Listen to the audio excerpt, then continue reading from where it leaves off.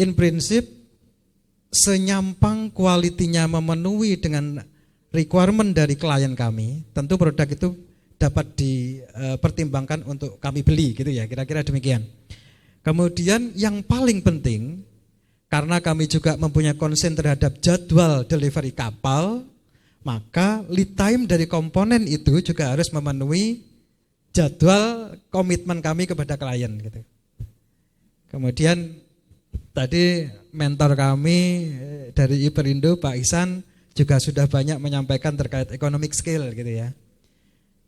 Ya tidak bisa kita abaikan karena memang economic skill ini menjadi salah satu patokan teman-teman yang di industri. Jadi PT PAL ini kalau saya sebagai GM pemasaran ya, pekerjaan saya yang dulu, saya menjadikan isu TKDN ini untuk cari proyek gitu kan. Nah sekarang sebagai perencana strategis, maka bagaimana puzzle-puzzle yang berserakan ini kita susun menjadi sebuah strategi agar TKDN ini bisa achieve gitu. Karena tentu tadi sebagaimana yang disampaikan Laksma Srianto, memang di kapal frigat ini kita sedang meng-create, sedang mendevelop sistem supaya metode penghitungan TKDN-nya ini bisa segera ada progres gitu ya Pak Laksma. Namun demikian, produk-produk kami yang di oil and gas sama elektrifikasi, apalagi oil and gas ya, karena kita sudah mempunyai panduan PTK 007 yang saya pahami sekarang revisi 4, itu punishment-nya luar biasa kalau kita tidak mencapai TKDN. Ini trigger kita, trigger industri yang berkecimpung di dalam industri oil and gas dan elektrifikasi. Di industri perkapalan, terutama alutsista memang belum ada aturan khusus, namun demikian kita semuanya sama-sama berkomitmen untuk menjadikan ini sebagai sebuah regulasi. Itu. Dan kami juga sudah melakukan basis ya, karena mau tidak mau strategi yang akan kita lakukan ke depan itu juga melalui kajian root cause analysis. SWOT sudah kita lakukan, kemudian evaluasi internal faktor juga kita lakukan, evaluasi eksternal faktor juga kita lakukan, dan akhirnya menjadi sebuah matrik. Kami menyebutnya ini sebagai new building metric gitu ya, new building metric gitu. Dan dari perhitungan-perhitungan itu, dari kajian-kajian itu kami merumuskan 5 inisiatif strategi terpilih untuk implementasinya. Yang pertama market penetration, kemudian market development, kemudian horizontal integration, dan product development dan backward integration. Jadi 5 itu yang menjadi inisiatif strategi terpilih. Melalui software yang sudah qualified, akhirnya kami juga merumuskan supaya strategi ini lebih tajam lagi, 2 yang akan kita tindak lanjuti sebagai strategi yang benar-benar akan kita lakukan di tahun ini, yaitu product development dan backward integration. Ini yang menjadi salah satu program prioritas peningkatan TKDN di PT PAL. Izin Bapak, mungkin 5 menit lagi. Iya, oke. Slide berikutnya. Nah, Bapak Ibu sekalian, kami memang sudah banyak sudah banyak bergerak di sektor TKDN. Dan ini seperti yang kami sampaikan di awal, bahwa kami telah melakukan self assessment untuk flagship kapal cepat rudal KCR 60 meter dan kapal bantu rumah sakit. Nah, ini Bapak Ibu bisa lihat, kalau secara komponen kuantitasnya, total jumlah komponen kapal itu sudah terjawab. Kalau tadi sesi pagi masih bilangnya ribuan, ratusan gitu, ini di kapal cepat rudal sudah terstate 3.586 komponen. Kemudian dari 3.586 komponen dalam negerinya sudah sangat banyak, 2.434 komponen, atau sekitar 68%. Dan komponen luar negerinya relatif lebih kecil dibandingkan komponen dalam negeri, atau sebesar 1.152 komponen, atau sekitar 32%. Saya pikir ini sudah progres yang sangat bagus. Kami juga terus berkomitmen untuk terus menghitung dan meningkatkan lokal konten. Namun demikian, di sebelah kanan ini, yang atas, saya tidak bisa menunjuk ya, ada, kalau dilihat dari value, dari nilai nominal komponen, ini yang masih kurang menggembirakan. Komponen dalam negeri, walaupun jumlahnya 2.434 komponen, tapi kalau secara value, secara nilai, kisarannya masih di angka 35,27%. Ini tantangan kita bersama, tantangan PT PAL untuk terus berkomitmen untuk meningkatkan lokal konten. Sementara yang luar negeri ini menduduki 64,17%. Masih luar biasa. Nah, kalau dilihat dari ini tentu kata-kata kemandirian ini masih agak jauh ya, dan ini terus komitmen kita lah, dibantu dengan regulator-regulator. Tidak jauh berbeda dengan produk kami yang di LPD. LPD juga demikian. Komponen dalam negerinya juga masih kecil, 32,7% kalau dilihat dari nilainya. Kemudian komponen luar negerinya justru sangat besar, 67,3%. Nah, ini juga isu-isu yang terkait disampaikan oleh Pak Saud Gurning di sesi pagi tadi, termasuk masalah alat kesehatan karena menyangkut nyawa ya, maka ini tidak boleh main-main, sehingga begitu diverifikasi oleh teman-teman Survei ID, padahal asesmen kita itu lebih dari 13,91% gitu. Tapi setelah di asesmen ya karena alkesnya kita tidak bisa menggunakan produk dalam negeri, akhirnya capaian kita 13,91. Kira-kira itu saya ingin menyampaikan pesan dari Direktur Utama kami di slide berikutnya, mohon maaf. Kita adalah negara maritim terbesar di dunia. Pembangunan industri maritim yang inklusif dan berkelanjutan akan menjadi kunci dan dasar bagi pertumbuhan ekonomi maritim untuk peningkatan PDB nasional. Dr. Gaharudin Cenot, Master Engineering.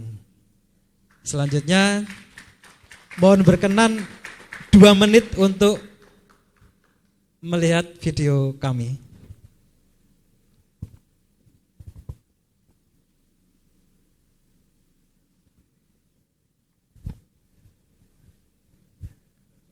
Suaranya kok enggak ada lagi ya.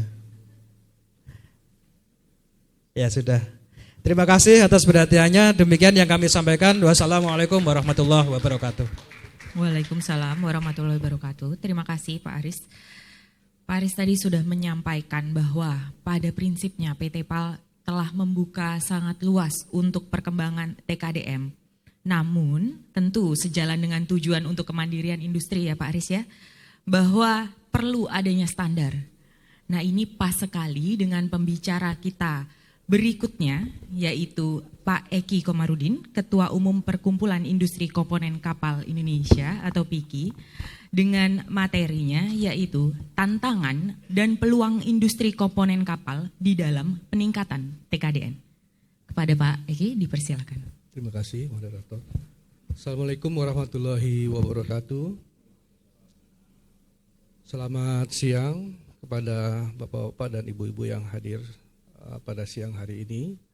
Yang saya hormati tentunya semua panelis yang berada di depan, dan yang saya banggakan kepada teman-teman dan senior-senior yang sampai hari ini masih bertahan untuk mendengarkan dari beberapa panelis untuk menyampaikan informasi atau presentasi yang mungkin ke depannya ada manfaat buat kita bersama. Perkenalkan, nama saya Eki Komarudin, kebetulan didaulat oleh teman-teman menjadi ketua umum yang tidak tergantikan, karena ini sudah 3 periode, jadi kalau dikali 3 mungkin sudah 9 tahun saya menjabat menjadi ketua umum di Perkumpulan Industri Komponen Kapal. Sehari-harinya saya punya perusahaan sendiri yang sebenarnya majoritinya adalah supply ke komponen otomotif. Mungkin hanya 1-2% saya bergerak di bidang industri komponen kapal. Tapi 99% atau 98% saya lebih fokus ke dunia otomotif. Recording in progress. Di dalam kesempatan ini saya coba menyampaikan pemaparan terkait dengan kemampuan teman-teman industri yang tergabung dalam perkumpulan industri komponen kapal dan juga tantangan-tantangan yang kami sudah perjuangkan dari 8 tahun lalu, 2015-2003 ya. Perjuangan ini cukup panjang dan penuh dengan liku-liku, Pak. Tapi teman-teman industri sampai hari ini tetap bersemangat. Karena memang dasarnya adalah sunatullahnya adalah semangat sehingga kita punya industri sampai hari ini masih bertahan. Baik, slide pertama kecil sekali ya, saya baca di sini. Jadi landasan ini harus saya bacakan setiap kali pertemuan dalam forum resmi bahwa landasan utama terbentuknya PIKI diawali dari keinginan pada saat itu Presiden Republik Indonesia Bapak Joko Widodo sebagaimana disampaikan dalam pidato pelantikan beliau. Saya ingat betul beliau berdiri di salah satu kapal pinisi yang menyampaikan kita harus bekerja dengan sekeras-kerasnya untuk mengembalikan Indonesia sebagai negara maritim. Samudra, laut, selat, dan teluk adalah masa depan peradaban kita. Kita telah terlalu lama memungungi laut, memungungi samudra, memungungi selat, dan teluk.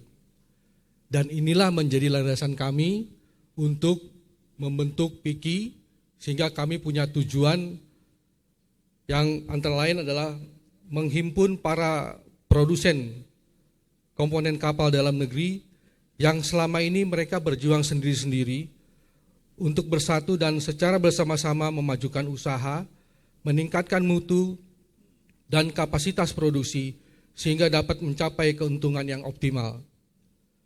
Perolehan hasil usaha yang optimal tersebut diharapkan dapat melalui kerjasama dan persatuan para anggota dalam setiap usaha yang dilakukan. Kerjasama dan persatuan diimplementasikan dalam bentuk saling membantu sejak adanya pesanan baru atau sejak adanya pesanan, permintaan produk sampai pada penyerahan produk kepada para buyer dan customer. Kerjasama yang saling membantu dan saling mendukung tersebut dituangkan dalam program kerja PIKI yang disusun secara bersama-sama berdasarkan asas kekeluargaan, rasa senasib, dan sepenanggungan, prinsip maju dan untung bersama, serta semangat nasionalisme yang tinggi atau semangat merah putih dan Garuda di dadaku. Dengan demikian melalui organisasi perkumpulan industri komponen kapal, para produsen yang tergabung tersebut diharapkan akan mendapatkan manfaat yang lebih besar atau yang seharusnya dapat diperoleh bagi para pengusaha dibanding jika berusaha secara sendiri-sendiri. Kedua, memproduksi komponen kapal nasional yang berkualitas, baik serta bersertifikat. Tentunya kita harapkan adalah sertifikasinya karena kita adalah barang-barang yang memperjuangkan produk lokal. Kita berharap sekali sertifikat itu kita dapatkan dari BKI. Dan itu yang selalu kita kerjasamakan selama ini dengan tim sertifikasi. Untuk masuk pasar, baik dalam negeri maupun luar negeri. Dengan tentunya harga yang bersaing. PIKI, selanjutnya, PIKI berbadan hukum, disahkan sebagai terdaftar di tahun 2015. Dan ini sedikit saya sampaikan struktur organisasi PIKI untuk mempercepat penetrasi PIKI di dalam dunia kemaritiman. Tentunya kami merekrut atau meminta teman-teman yang sudah pakar dalam dunianya. Yang pertama adalah untuk Direktur Himatap sebagai tim penasehat kita dari Kementerian Perindustrian. Ada penasihat bidang produksi dan usaha, Budiarto Sulaiman, mungkin kita juga sudah sama-sama kenal dengan beliau. Ketiga, penasihat bidang teknik dan sertifikasi produk, ada dari mantan di BKI, Bahrun Saad. Keempat, penasihat bidang organisasi dan hubungan antar lembaga, yang tadi pagi beliau sempat hadir, Bapak Novir Wan S. Said. Anggota dan Dewan Pengawas, Ketua Dewan Penasehat adalah Bapak Kosasi, beliau mantan salah satu petinggi di Astra yang kita mintakan nasihatnya untuk melakukan organisasi ini dengan baik. Kedua, ada Bapak Budiarto Sulaiman. Sekretariat Ketua Umumnya adalah saya sendiri. Sekretaris Umum ada Dr. Andes Baharudin Abu Bakar, Bendahara Bapak Jatmiko. Ketua Bidang kita mempunyai beberapa, ada Ketua Bidang Organisasi dan Keanggotaan Bapak Yunus, Ketua Bidang Pengembangan Produk, Kompetensi dan Standarisasi Bapak Januar Pribadi, lanjut. Dan kita juga punya koordinator daerah industri seperti KPDI Sumatera dan Batam, itu ada Ibu Mariati Bangun. KPDI DKI Jakarta ada Pak Suwarno, KPDI Jawa Barat ada Pak Adi Liman, KPDI Surabaya ada Pak Imade Suwarta. Ini foto zaman dulu kita waktu dilantik pertama kali dengan Bapak Menteri Perindustrian di gedung ini juga, di gedung Aula Garuda. Lanjut. Di sini juga ada slide berikutnya adalah kita tampilkan sebaran industri kami di Indonesia. Itu paling banyak kami ada di wilayah Pulau Jawa, dan 10% merupakan industri besar dan 90% adalah industri kecil menengah dengan kemampuan modal kerja kurang lebih dari 2 miliar. Industri kami rata-rata adalah mempunyai karyawan itu antara 20 karyawan hingga sampai dengan 300 karyawan. Dan kami karena terbangun dalam binaan Astra, secara infrastruktur dan proses industri kami sudah tersusun dengan rapi, sehingga kalaupun kita mempunyai kegiatan industri yang bersifat massal atau mass production, kami sanggup menerima kegiatan pekerjaan tersebut. Ketiga, kami juga mempunyai rata-rata di industri kami mesin-mesin besar, mesin industri yang rata-rata mesin industrinya dari brand Jepang dan brand Cina. Lanjut. Roadmap PIKI di dalam menunjang industri di komponen kapal.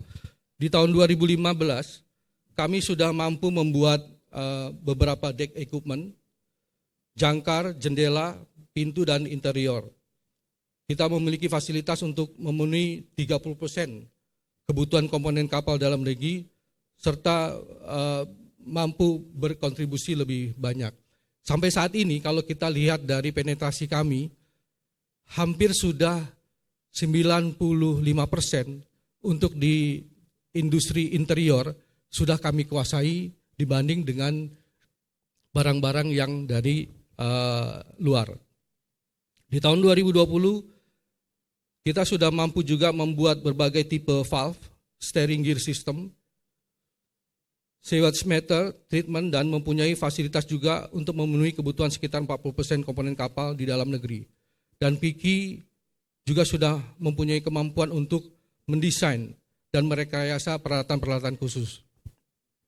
Di tahun 2005, sekarang sudah masuk di tahun 2023, kita saat ini sudah juga mampu membuat berbagai tipe ship propulsion dan navigasi, mempunyai fasilitas untuk memenuhi 50% kebutuhan komponen kapal dalam negeri, PIKI, juga memiliki kemampuan untuk mendesain peralatan khusus seperti untuk kapal LNG, LPG, dan kapal angkutan laut, seperti memiliki juga industri komponen kapal yang cukup.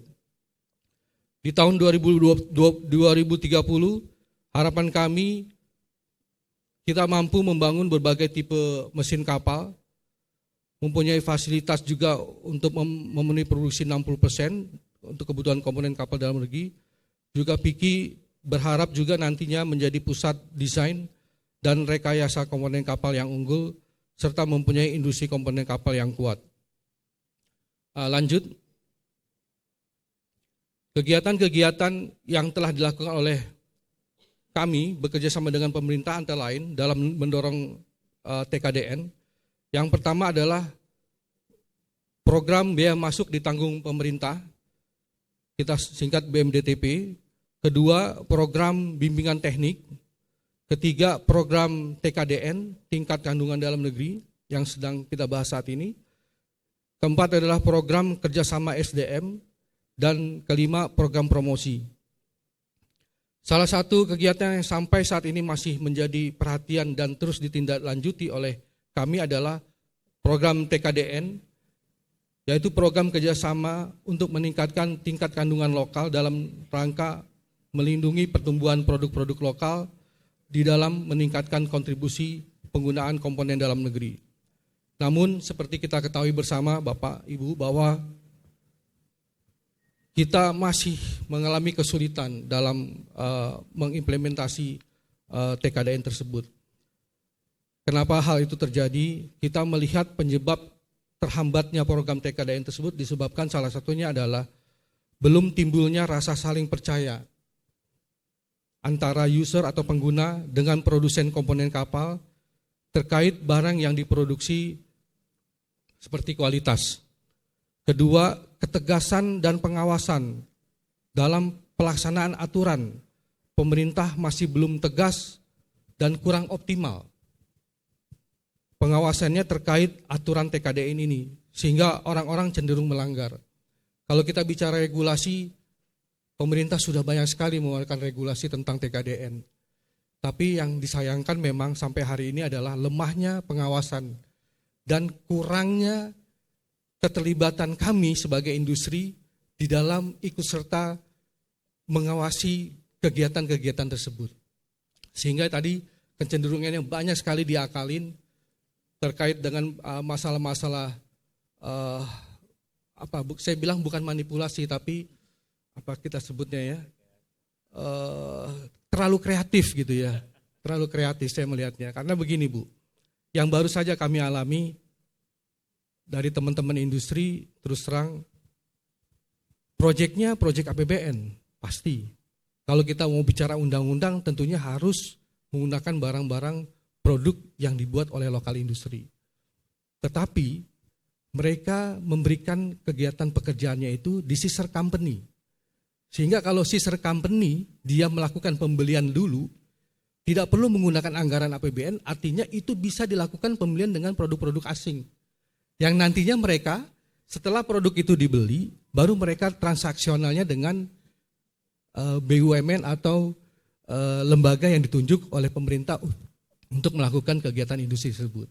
Sehingga ada hidden yang tidak bisa disentuh oleh pelaku pengawas karena secara transaksionalnya sudah tidak menyalahi aturan. Nah, ini yang perlu bantuan dari teman-teman yang hadir saat ini, bagaimana sih baiknya kita punya solusi untuk mengatasi itu. Mohon izin, yang ketiga, Pak, mungkin mengingatkan untuk waktunya. Baik, kurang harga produksi lokal memang kita terus terang cenderung mahal Pak. Tapi cenderung mahal itu memang harus disadari juga bahwa tidak ada satupun raw material yang kita buat itu ada di Indonesia. Semua raw material itu ada di luar. Tidak ada raw material itu ada di Indonesia. Yang kita lakukan setelah raw material itu kita beli, baru kita bisa produksi di Indonesia. Sehingga wajar kalau harga itu menjadi lebih tinggi daripada barang impor. Tapi sebenarnya itu sudah ada juga aturannya. Kita boleh lebih mahal 25% dari barang impor. Tapi lagi-lagi antara kementerian biasanya tidak ada sinkronisasi nih. Sehingga kalau A beli menggunakan sesuatu produk lebih mahal, yang badan pengawas keuangannya pasti ngoceh Pak. Karena tidak sesuai Pak. Sehingga itu ada kecenderungan dibawa tuh ke KPK tuh terkait dengan itu. Gitu. Nah ini juga perlu jadi perhatian juga. Lanjut. Nah, ini adalah komposisi ini kita pembagian kita terkait dengan produk kita yang sudah di TKDN-kan, yang belum dan proses TKDN. Lanjut. Upaya kita sampai hari ini tindak lanjutnya adalah untuk terus mendorong penggunaan produk dalam negeri. Yang pertama, melakukan bisnis meeting Pak dan sosialisasi secara berkala untuk memperkenalkan komponen kapal yang telah diproduksi di dalam negeri. Kami bisnis matchingnya tidak dengan luar negeri, tapi bisnis matching kami dengan industri lokal. Supaya kita saling mengisi apa yang kalian punya, apa yang kami tidak punya. Yang kedua, memasukkan daftar komponen produk lokal ke dalam e-katalog. Ini juga kita perjuangan terus di Kementerian Perindustrian. Ketiga, memasukkan daftar komponen produk lokal dalam master list. Ini juga sudah kita bicarakan dan kita intens. Terakhir kalau kita di Pothan, mungkin zaman dulu kita ketemu Pak Gita. Kita juga sudah mendaftarkan dan bahkan sampai hari ini pun juga sudah ada teman-teman yang sudah masuk Pak di dalam maker listnya Pothan. Terima kasih sekali lagi. Yang keempat adalah ikut terlibat aktif untuk menyusun peraturan pemerintah tentang kewajiban penggunaan komponen yang telah diproduksi di dalam negeri dengan implementasinya adalah SNI. Kelima, mengupayakan agar desain kapal pesanan pemerintah distandarisasi dalam bentuk kapal series, sehingga industri komponen dapat memproduksi komponen berdasarkan series kapal atau bisa juga dilakukan standarisasi dalam bentuk komponennya untuk perlengkapan dan peralatan kapal tersebut. Keenam, mengupayakan adanya alokasi anggaran pemerintah untuk membantu industri komponen dalam negeri di dalam pemberian insentif yang sebelumnya diatur dalam program BMDTP yang saat ini sudah dihapuskan untuk didorong kembali melalui peraturan bab 98 atau chapter 98 yang nantinya diatur dalam Permen Perin, di mana pemberian insentif tidak hanya kepada industri galangan saja tapi juga diberikan kepada industri komponennya. Ketujuh, terus meningkatkan dan mendorong produk sertifikasi komponen dari BKI dan sertifikasi TKDN. 8, mengupayakan adanya pelatihan dan pendidikan yang diselenggarakan oleh pemerintah termasuk training di luar negeri dan meningkatkan kemampuan SDM di industri komponen dan peralatan. Kita punya anggota, lanjut, industri kita ada 65 perusahaan, kita sudah bagi dalam masing-masing kemampuannya. Yang pertama adalah deck equipment, kami ada 10 perusahaan yang bisa menguasai industri di bidang itu. Kedua ada interior, window dan door, itu ada 16 perusahaan. Electrical, navigation dan hydraulic system ada 6 perusahaan. Piping, propulsion ada 7 perusahaan. Dan selebihnya adalah spare part, ada 26 perusahaan. Lanjut. Ini adalah sertifikasi kelas yang sudah kita daftarkan, nanti bisa dilihat detailnya. Kita ada kurang lebih 7 perusahaan dengan hampir 12 produk yang sudah tersertifikasi kelas. Lanjut. Nah, ini adalah daftar SNI komponen kapal yang kami juga ikut terlibat dalam konteks 4701. Kita selalu intens bagaimana memberikan masukan, memberikan pandangan, memberikan knowledge tentang apa yang harus didorong untuk di SNI-kan. Lanjut. Dan ini adalah surat kami pada tahun 2020 mendaftarkan produk-produk TKDN ke Kementerian Perindustrian melalui Ilmate. Kurang lebih hampir 200 komponen, 200 produk yang kita daftarkan ke Kementerian Perindustrian. Lanjut, ini adalah listnya, list produk yang kita TKDN-kan, yang sampai hari ini juga masih dalam proses. Dan di tahun 2003 kemarin kami ingatkan kembali lagi kepada Bapak Direktur di Ilmatap untuk minta progres terkait dengan produk-produk TKDN kami. Saya pikir itu Pak yang bisa Piki sampaikan. Mudah-mudahan ini bermanfaat dan kedepannya harapan kami tentunya Piki bisa lebih banyak berkontribusi di dunia industri komponen kapal. Terima kasih. Wassalamualaikum warahmatullahi wabarakatuh. Waalaikumsalam warahmatullahi wabarakatuh. Terima kasih Pak Iki. Baik, dari Piki sudah menggambarkan roadmap-nya, upaya-upaya yang sudah dilakukan, kemampuan-kemampuannya juga, bahkan sertifikasi yang sudah dilakukan juga. Artinya semakin jelas untuk kemandirian maritim di Indonesia. Walaupun mungkin ada berbagai kendala yang perlu dihadapi bersama-sama saat ini. Baik, apabila sudah dari PAL juga sudah membuka, kemudian dari Piki juga sudah menunjukkan kesiapannya. Sebenarnya sudah tergambar dengan jelas. Saat ini mungkin kita perlu pandangan terkait seperti apa perekonomiannya. Bapak Fatul Nugroho akan menyampaikan terkait peningkatan perekonomian melalui industri maritim, industri perkapalan di Indonesia. Kepada Pak Fatul Nugroho dipersilakan. Baik, terima kasih Kakak moderator. Bismillahirrahmanirrahim. Assalamualaikum warahmatullahi wabarakatuh. Selamat siang dan salam sejahtera untuk kita semua. Saya pertama-tama mengucapkan terima kasih kepada Ikatan Keluarga Alumni ITS, khususnya Ikatan Alumni Fakultas Teknik Perkapalan ITS yang sudah mengundang dan memberikan kesempatan kepada kami untuk sharing terkait dengan bagaimana industri perkapalan di Indonesia ini bisa lebih maju ke depannya. Yang kemudian juga saya juga hormati adalah para pembicara tentunya dari Kemenhan, dari PT PAL, dari asosiasi juga dari Kemenhub, dan juga tentunya para hadirin semua yang hadir pada siang hari ini.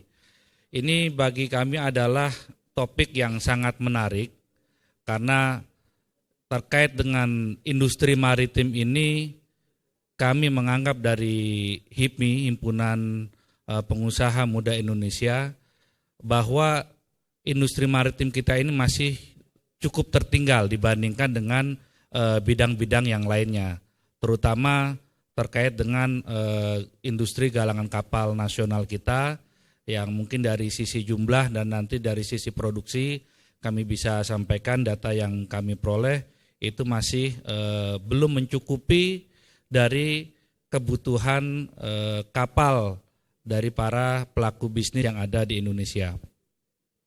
Next slide. Kami dari BPP HIPMI baru pada kesempatan periode kali ini di kepengurusan 2022-2025 membentuk bidang khusus maritim, kelautan, dan perikanan.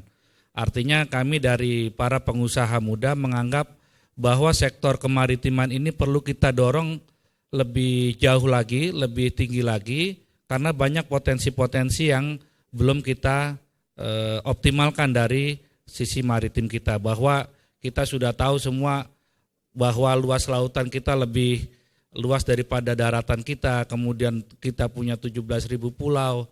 Tadi juga disampaikan bahwa Indonesia ini adalah sebagai hub ya, sebagai lalu lintas dari perdagangan internasional, di mana tadi disampaikan data yang kami dapatkan juga sekitar hampir 60% perdagangan dunia terutama dari barat ke timur dan sebaliknya itu adalah melalui alur laut kepulauan Indonesia, dan tentunya ini adalah potensi yang sangat besar dan ini masih belum kita optimalkan. Dan ini dari kami HIPMI nanti bagaimana paparan kami mendorong bahwa Indonesia bisa menjadi poros maritim dunia. Tetapi tidak hanya Indonesia, nanti kami dorong dalam paparan kami adalah bahwa Indonesia itu bersama ASEAN plus 3. Karena tahun ini adalah Indonesia mendapat kesempatan sebagai chairmanship dari ASEAN dan sudah dilaksanakan summitnya kemarin di Labuan Bajo. Tentunya ini adalah kesempatan bagaimana Indonesia bersama ASEAN bisa menjadi poros maritim dunia, karena sekitar 82% ya shipyard atau pembangunan kapal itu berada di Asia Pasifik, terutamanya nanti di China, di Korea Selatan dan juga di Jepang. Next slide. Ini data yang kami sampaikan bahwa mengenai profil industri perkapalan yang ada di Indonesia. Kami di HIPMI terhimpun dari sekitar 50.000 anggota dan memang yang bergerak di industri atau di bidang kemaritiman belum begitu banyak. Tetapi yang sudah kami identifikasi dan ada dalam database kami, rata-rata kami adalah sebagai user atau pengguna dari produk kapal.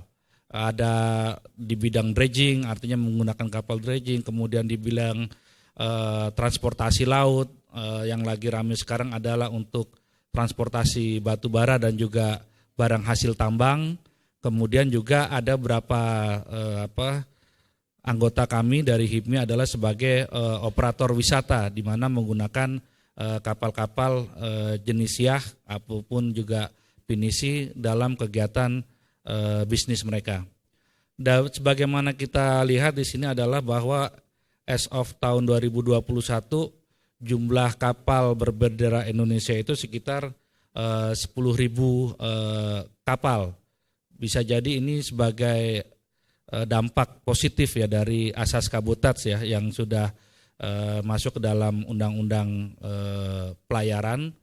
Dan mudah-mudahan artinya nanti kalau kita bisa telurkan ya, kita bisa golkan policy yang itu memaksa ya para pelaku usaha ataupun industri pada akhirnya nanti TKDN baik di industri secara umum dan khususnya di industri perkapalan nasional itu akan bisa lebih meningkat lagi. Kemudian yang kita bisa lihat berikutnya adalah di sini. Next slide saja supaya lebih mudah. Bahwa terkait dengan pembangunan perkapalan atau shipbuilding ataupun shipyard di Indonesia ini masih sangat kecil sekali size-nya atau porsinya di dunia. Hanya 0,11% dari total kapal yang dibangun, ini data tahun 2021. Ya kita di sini masih tentunya tertinggal jauh dari Korea Selatan yang saya sampaikan di slide saya ini, dan kemudian kita juga tertinggal jauh dari China dan juga Jepang. Kalau Jepang secara histori memang shipbuilding mereka sudah jauh lebih maju dan lebih dahulu terbangun. Tetapi kalau kita coba komparasikan Indonesia dengan Korea Selatan dan dengan China, sebetulnya start kita di tahun 1970 dan 80 itu sama-sama negara berkembang. Nah ini bagaimana policy negara mereka yang mereka telurkan, yang mereka terapkan di negara mereka bisa mendorong industri perkapalan mereka menjadi sangat maju pada hari ini dan menjadi mendominasi dari jumlah kapal yang diproduksi di dunia. Sebagaimana kita ketahui bahwa di Korea Selatan itu tahun 1970 mereka membuat undang-undang khusus tentang shipbuilding. Ya, artinya mereka begitu mendorong dan perhatian khusus untuk membangun industri perkapalan mereka. Dengan ada undang-undang kan tentunya akan ada lebih kekhususan. Ya, saya belum begitu detail ya terkait dengan industri perkapalan kita, apakah sudah ada master plan ya dari kementerian, terutama Kementerian Perindustrian dan juga Kementerian Perhubungan untuk mendorong industri perkapalan kita lebih maju. Ya, China di tahun 2015 mereka sudah mencanangkan Made in China program. Dan di situ mereka mencanangkan juga untuk membangun industri shipbuilding dan juga offshore mereka. Mereka punya master plan 2016 sampai 2020, kemudian dilanjutkan dengan 2020 sampai dengan 2025. Artinya mereka concern terhadap industri perkapalan mereka. Nah, kami dari HIPMI tentunya juga concern dengan industri perkapalan ini karena terutama teman-teman yang bergerak di bidang maritim pada hari ini, terutama banyak anggota kami yang bergerak di bisnis forwarders ya, sebagai di logistik, kemudian di ports juga. Kemudian juga tadi transportasi laut, hasil tambang terutamanya, itu merasakan sekali bahwa hari ini harga kapal begitu mahal. Ya, kemarin kami bersama teman-teman visit untuk cari kapal takbut dan tongkang ya set. Untuk 300 feet jumbo itu harganya sudah sekitar 40 miliar sekarang.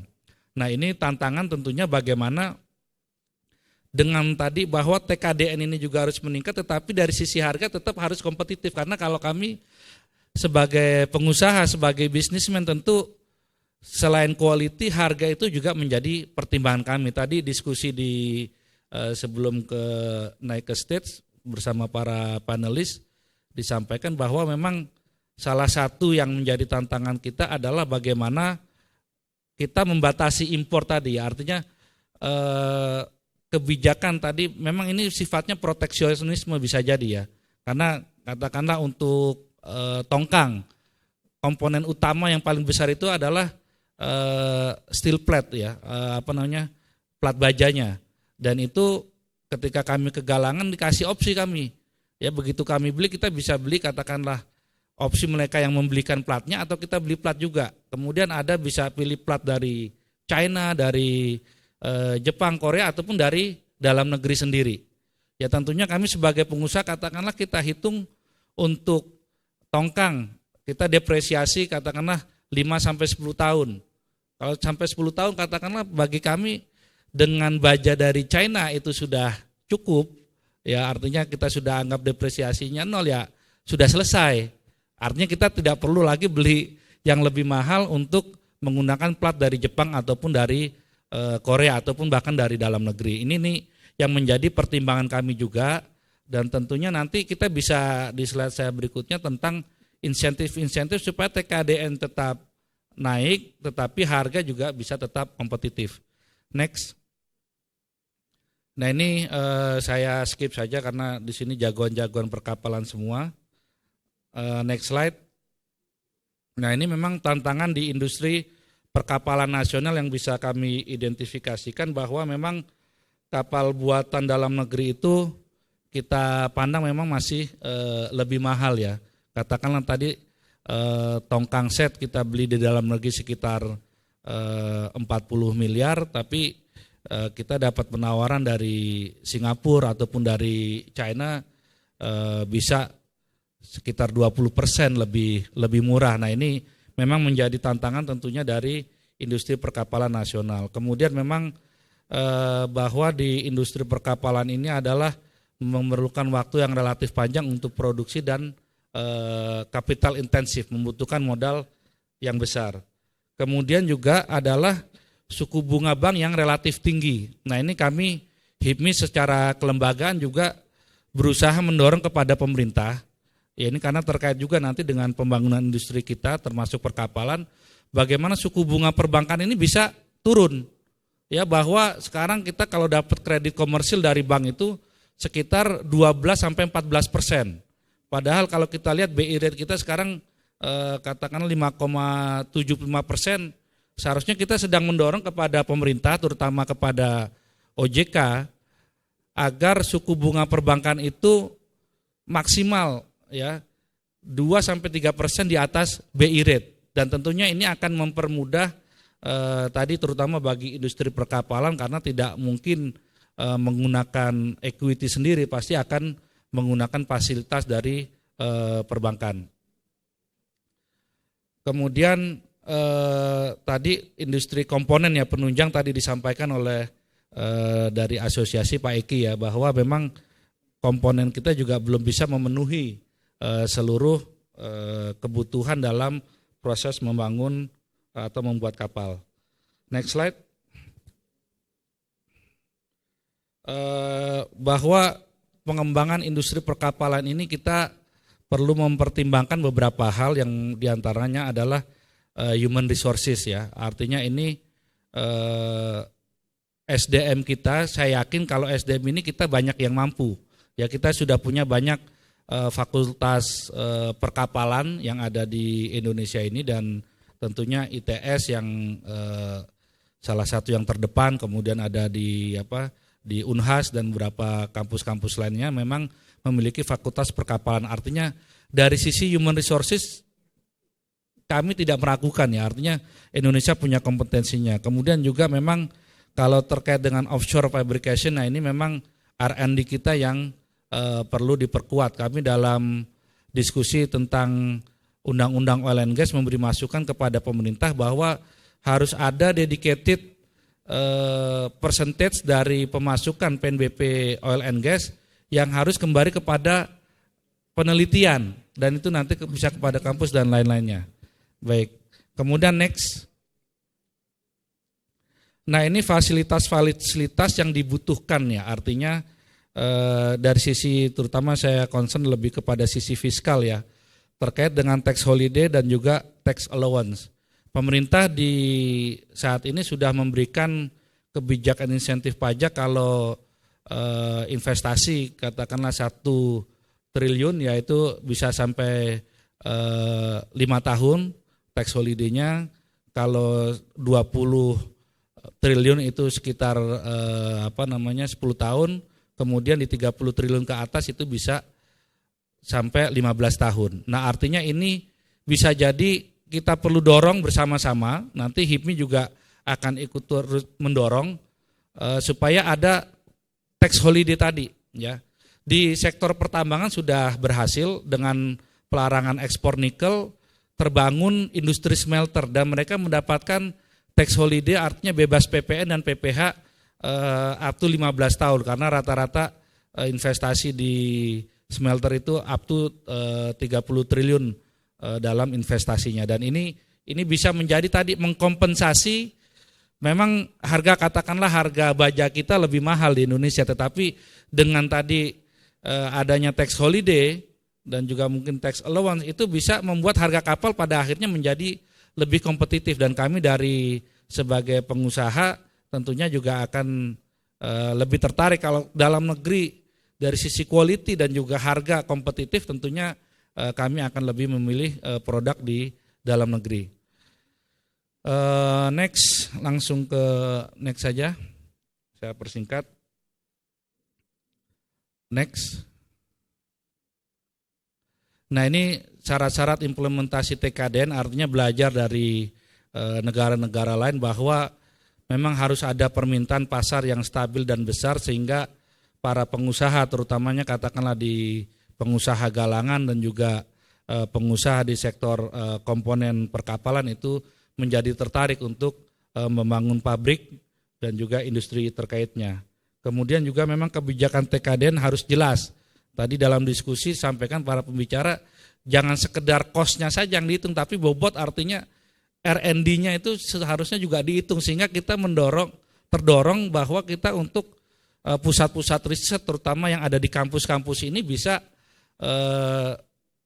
berkembang lebih cepat lagi ya. Tren ke depan itu kan adalah tren industri 4.0 ya, digitalisasi. Bagaimana kita dorong bisa terciptanya katakanlah industri atau kapal yang rendah emisi karbon ya. Kemudian juga bagaimana ada kapal bermesin hybrid ya. Kalau mobil sudah ada hybrid ya, tapi kalau mungkin kapal fully electric vehicle atau electric ship mungkin masih panjang, long way to go. Tapi untuk kapal hybrid rasanya mungkin untuk kelas Yah sebagai kami anggota kami pengguna untuk transportasi atau wisata bahari itu bisa menjadi lebih ramah lingkungan ya. Kemudian juga perlu adanya public private partnership ya, kerjasama antara pemerintah dan juga swasta. Yang terakhir adalah industri kompleks, artinya lebih kepada R&D. Next slide. Next. Saya langsung ke rekomendasi saja. Next. Nah, ini berapa rekomendasi yang kami usulkan dalam kesempatan kali ini terkait dengan bagaimana membangun industri perkapalan nasional, tentunya jagoan-jagoan, tapi ini dari point of view kami sebagai pengusaha. Yang pertama adalah perlunya pemetaan industri sebagai dasar penyusunan kebijakan industri. Artinya bahwa kebijakan TKDN ini perlu dibuat time bound ya, ada time limitnya. Ya katakanlah roadmap-nya 5 tahun ke depan, oke, di industri perkapalan 15%, tapi next 5 years ya di 10 tahun berikutnya meningkat jadi 25%.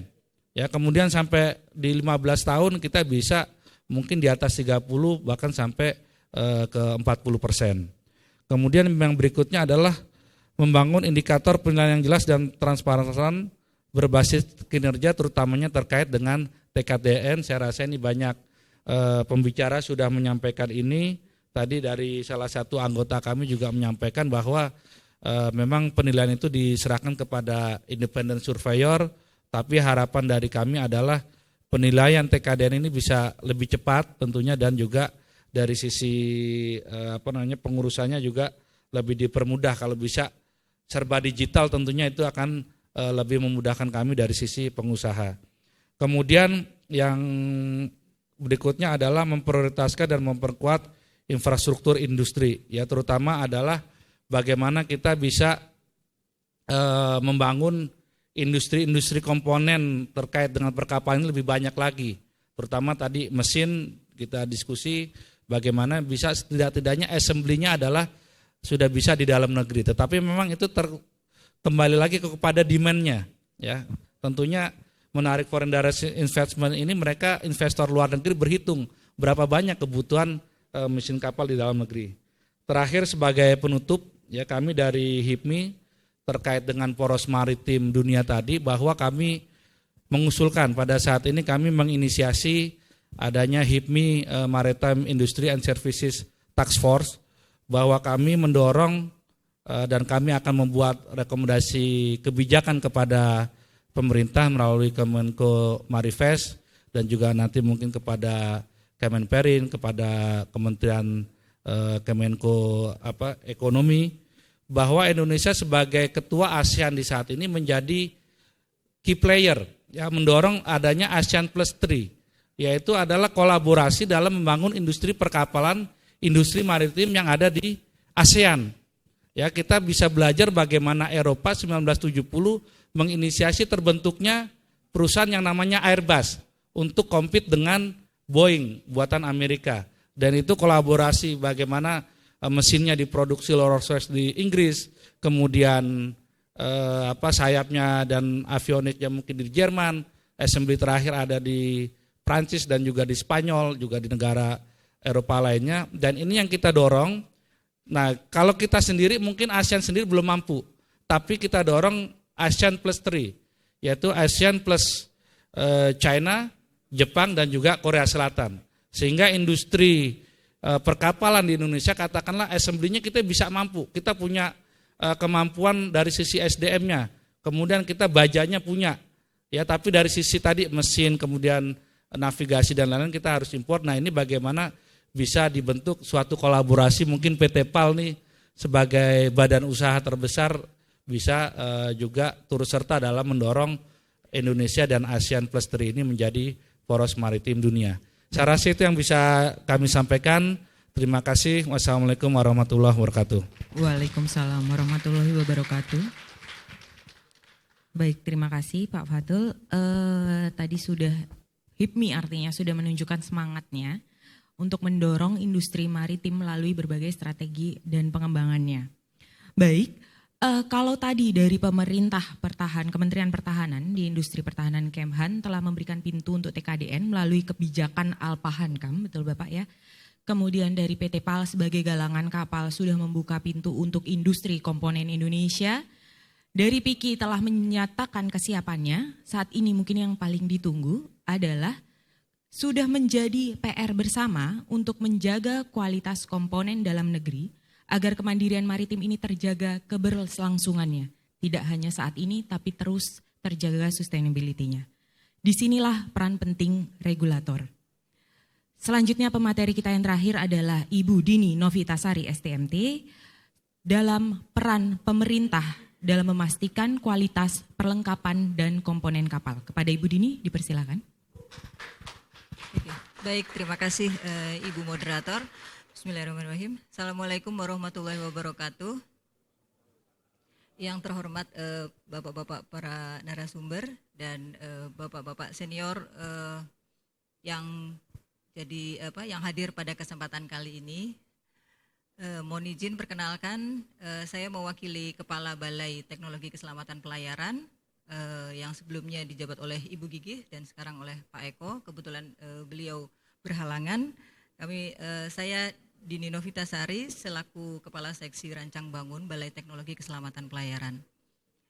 Yang pertama mungkin apresiasi yang setinggi-tingginya kepada panitia yang sudah memfasilitasi adanya forum fokus group discussion untuk bersama-sama para pemangku kepentingan baik dari sisi pemerintahan, dari pelaku industri perkapalan untuk bersama-sama mencari solusi, berdiskusi bersama, meningkatkan TKDN di industri perkapalan Indonesia. Izin kami di sini dalam hal meningkatkan TKDN untuk industri perkapalan mengambil tema peran pemerintah dalam memastikan dan menjaga kualitas perlengkapan dan komponen kapal. Saya nggak tahu ini apakah dari para audiens ini sudah familiar ya dengan Balai Teknologi Keselamatan Pelayaran. Mungkin kalau belum karena memang PM kami dan PP yang mengamanahkan beberapa tupoksi kepada kami memang baru ditetapkan pada tahun 2021. Kami merupakan salah satu UPT di bawah Kementerian Perhubungan, Direktorat Jenderal Perhubungan Laut. Statusnya sih UPT Pak, cuman memiliki kewenangan atau tugas juga untuk mendevelop standar untuk alat-alat perlengkapan kapal dan komponen kapal dalam hal pelaksanaan type approval. Jadi mungkin bisa saya sampaikan sejarah ataupun semangat dari ditetapkannya requirement untuk seluruh perlengkapan dan komponen kapal yang terpasang di kapal berbendera Indonesia harus mendapatkan type approval dari negara, dalam hal ini Kementerian Perhubungan, itu sebagai bentuk perlindungan atau proteksi negara terhadap customer atau pengguna atau pemilik kapal yang kapal berbendera Indonesia atas digunakannya perlengkapan dan komponen kapal baik itu impor ataupun produk dalam negeri. Artinya ini kami memastikan kualitas perlengkapan dan komponen kapal itu melalui proses type approval. Dan bagaimana untuk menjaganya, kami juga ada yang namanya diamanahkan di beberapa konvensi untuk pelaksanaan annual inspection untuk beberapa peralatan keselamatan dan pemadam kebakaran, seperti itu. Oke, mungkin boleh dilanjut. Kalau dari pemerintah kita berbicaranya dengan dasar hukum dulu mungkin ya, artinya seperti yang menjadi dasar hukum kami yang pertama yaitu Undang-Undang Nomor 11 tahun 2020 ya. Next. Undang-Undang Cipta Kerja yang kemudian diturunkan menjadi PP 31 tahun 2021 yang kemudian diturunkan lagi dengan PM 49 tahun 2021 tentang sertifikasi perlengkapan dan komponen kapal. Mungkin kalau saya bisa sedikit mengambil contoh, maksudnya bentuk proteksi atas kualitas dan jaminan mutu perlengkapan dan komponen kapal dalam hal baik itu perlengkapan dan komponen kapal itu diimpor ataupun diproduksi dalam negeri. Mungkin contoh kecilnya untuk perlengkapan kapal pyroteknik Bapak Ibu sekalian, untuk pyroteknik itu suatu perlengkapan yang habis pakai, tetapi dalam hal ini habis pakainya itu hanya ditunjukkan dengan label yang diganti, artinya ada pada label tersebut menunjukkan next service-nya kapan, dan yang terjadi di lapangan hanyalah pyroteknik yang sudah expired itu, kebanyakan dari Singapura, untuk kemudian yang sebenarnya sudah menjadi sampah itu dikirim ke Batam dan direuse oleh teman-teman kita dari saya nggak mau menyebut apakah itu permainan dari agent ataupun dari pemilik kapal, kemudian hanya mengganti label next service-nya, artinya seolah-olah pyroteknik itu pyroteknik baru yang masih bisa digunakan untuk setahun ke depan, seperti itu. Itu satu contoh kecil semangat yang ingin kita bangkitkan, artinya selain itu merupakan amanah dari konvensi internasional, kita juga mau menjaga bahwasannya industri dalam negeri ini atau pengguna kapal, pemilik kapal Indonesia ini tidak hanya menjadi pasar, lebih jauh lagi bahkan, nah apabila untuk standar-standarnya yang sifatnya non-konvensi itu kan, itu bisa kita tentukan sendiri, itu seiring dengan bertambahnya kapasitas produksi, kapasitas industri perkapalan dalam negeri, akan bisa kita menjadi tuan rumah di negara kita sendiri, khususnya untuk yang non-konvensi untuk kebutuhan dalam negeri, seperti itu. Oke, boleh lanjut. Ini amanah yang ada di peraturan pemerintah tahun 31, nomor 31 tahun 2021. Bahwasannya selain kapalnya, mungkin kalau Bapak Ibu yang sudah familiar adalah kapalnya yang butuh dilakukan sertifikasi, ada namanya sertifikat keselamatan kapal. Itu yang dilakukan oleh teman-teman di direktorat. Mereka melakukan sertifikasi terhadap kapalnya. Hal yang sama dilakukan oleh teman-teman di klasifikasi untuk item yang berbeda. Dari pemerintah melakukan untuk statutorinya, dari teman-teman klasifikasi melakukan untuk aspek statutorinya, klasifikasinya maaf. Begitupun kalau untuk item, PP 31 nomor tahun 2021 pasal 107 ini mengamanahkan bahwasannya tidak hanya kapalnya saja, tapi juga perlengkapan dan komponen kapal yang terpasang di atas kapal itu harus mendapatkan sertifikasi oleh Menteri. Nah, perlengkapan itu terdiri apa saja, itu ada di pasal 108 ini. Baik ada itu perlengkapan keselamatan, ada itu perlengkapan navigasi, ada itu perlengkapan pendeteksi dan pemadam kebakaran. Dan kalau selanjutnya yang dimaksud dengan komponen. Nah, kalau komponen di sini mungkin yang Bapak Ibu sudah familiar selama ini adalah yang dilakukan oleh teman-teman klasifikasi. Teman-teman klasifikasi baik Ajax maupun BKI. Nah, dalam hal ini komponen kapal itu juga dikenakan kewajiban untuk disertifikasi. Nah, dalam hal ini kita akan bersinergi dengan teman-teman dari klasifikasi. Artinya tidak akan ada redundancy proses ya. Kalau misalnya beberapa waktu yang lalu saya juga pada forum semacam ini mendapatkan pertanyaan apakah kemudian proses sertifikasinya menjadi berulang gitu. Yang kami pastikan tidak ada proses redundancy proses dalam hal sertifikasi ataupun type approval komponen kapal. Jadi sebenarnya analoginya kalau teman-teman klasifikasi melakukan sertifikasi untuk komponennya, material dan komponen, kalau kami dari negara melakukan sertifikasi baik untuk material komponen dan perlengkapan kapalnya, seperti itu. Oke, lanjut.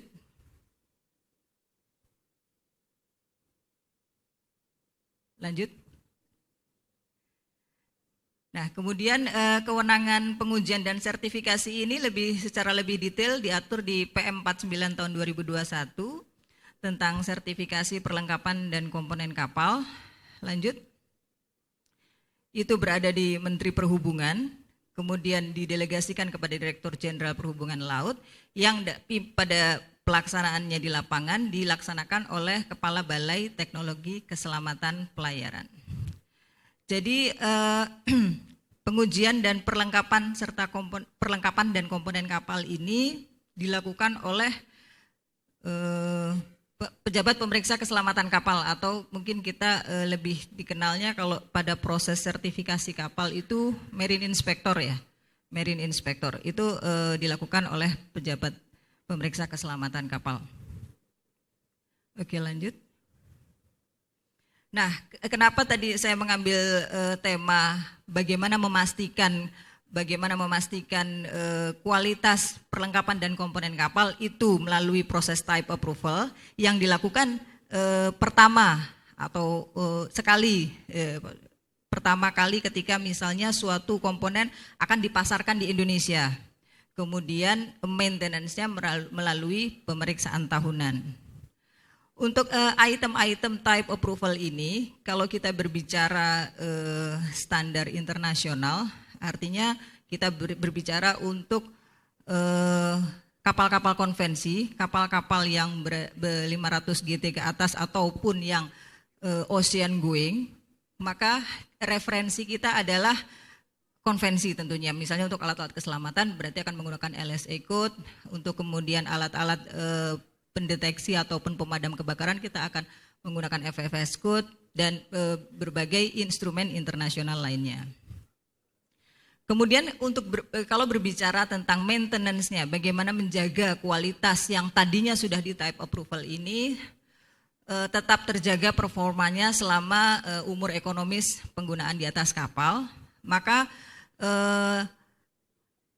para pemilik kapal harus melakukan perawatan terhadap perlengkapan dan komponen kapal tersebut di service station yang sudah mendapatkan approval dari administrasi. Itu yang diatur di konvensi, dan administrasi dalam ini dilakukan oleh BTKP. Jadi mungkin untuk para pemilik kapal dipastikan apabila melakukan perawatan, entah itu life raft, entah itu lifeboat, entah itu pemadam kebakaran, harus di service station yang sudah di-approve.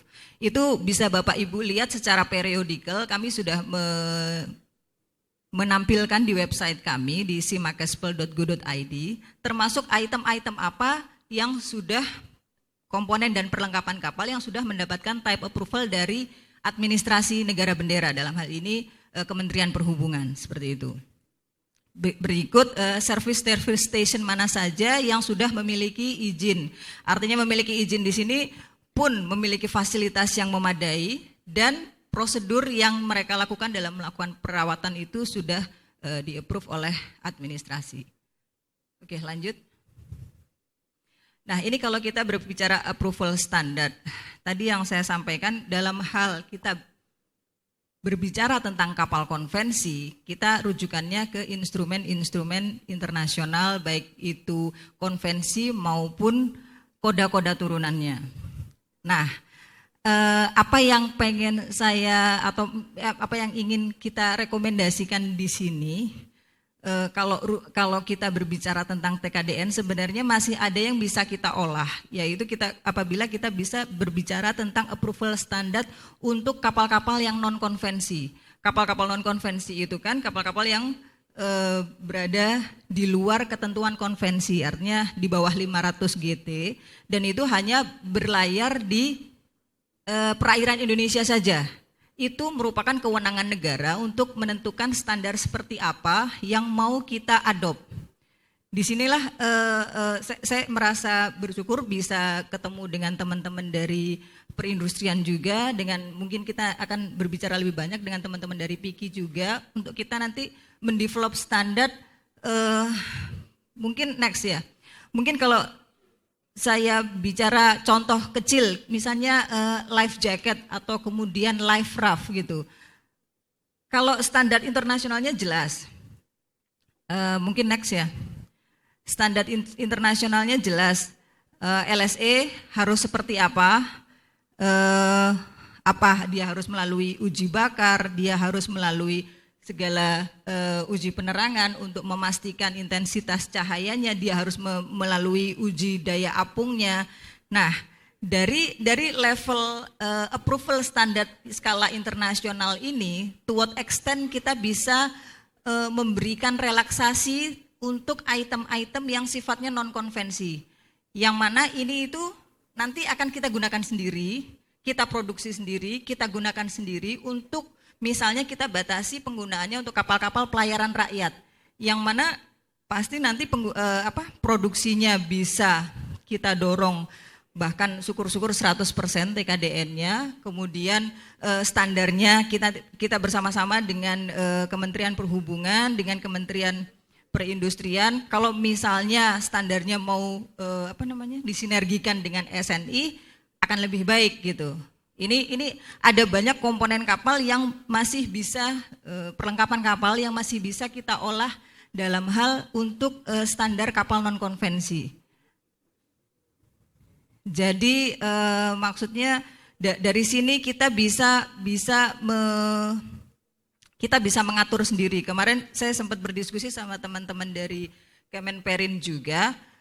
Artinya nanti kita akan dapat gambaran kemampuan teman-teman dari pelaku industri perkapalan ini sejauh mana yang untuk nanti kita set up di standar approval standar dari perlengkapan kapal itu sendiri, karena ya itu kan ranahnya kita gitu. Artinya ya sebisa mungkin kalau memang itu sudah bisa kebutuhannya dicukupi oleh industri dalam negeri, ya kita tidak perlu melakukan approval terhadap komponen-komponen yang impor seperti itu untuk item-item yang bisa digunakan di dalam negeri yang sifatnya non konvensi.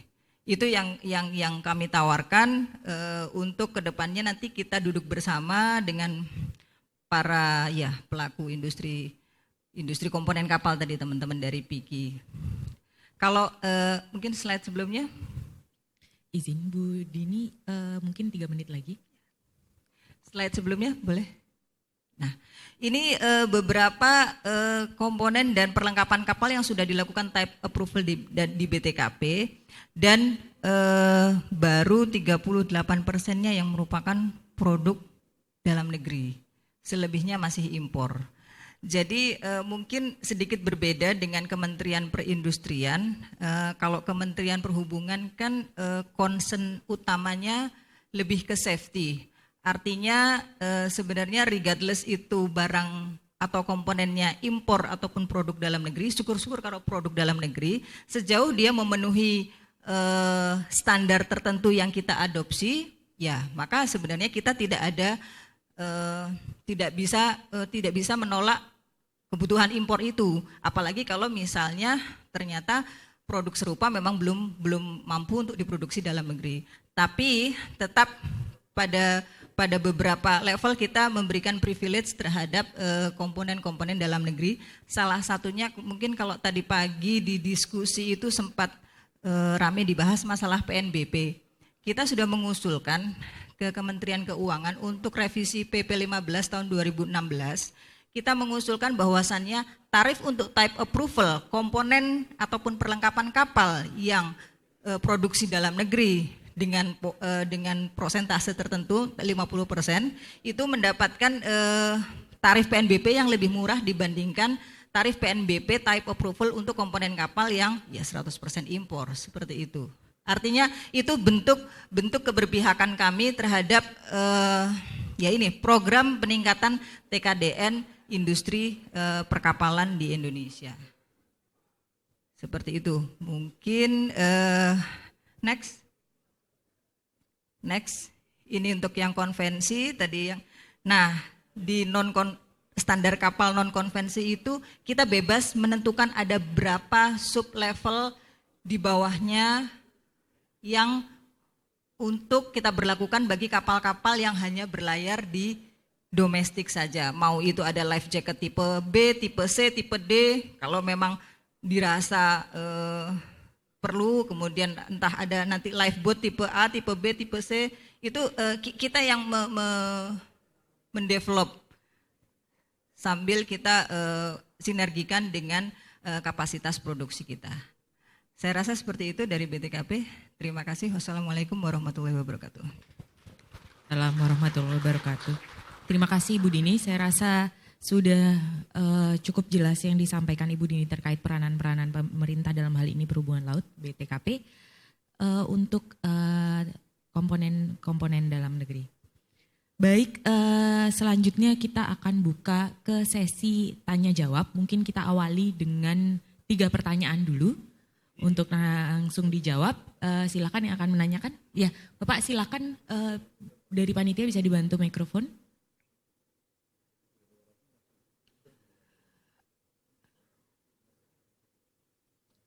Sebelah saya sini, oke.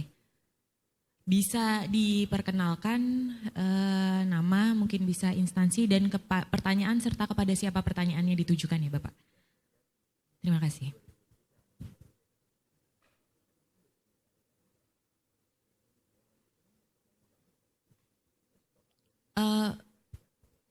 Panitia bisa tolong bantu? Oke.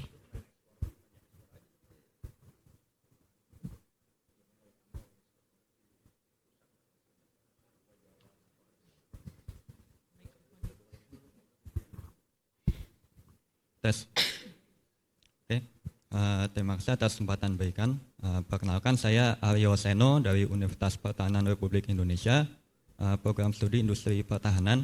Izin bertanya kepada Bapak Laksma Suryanto.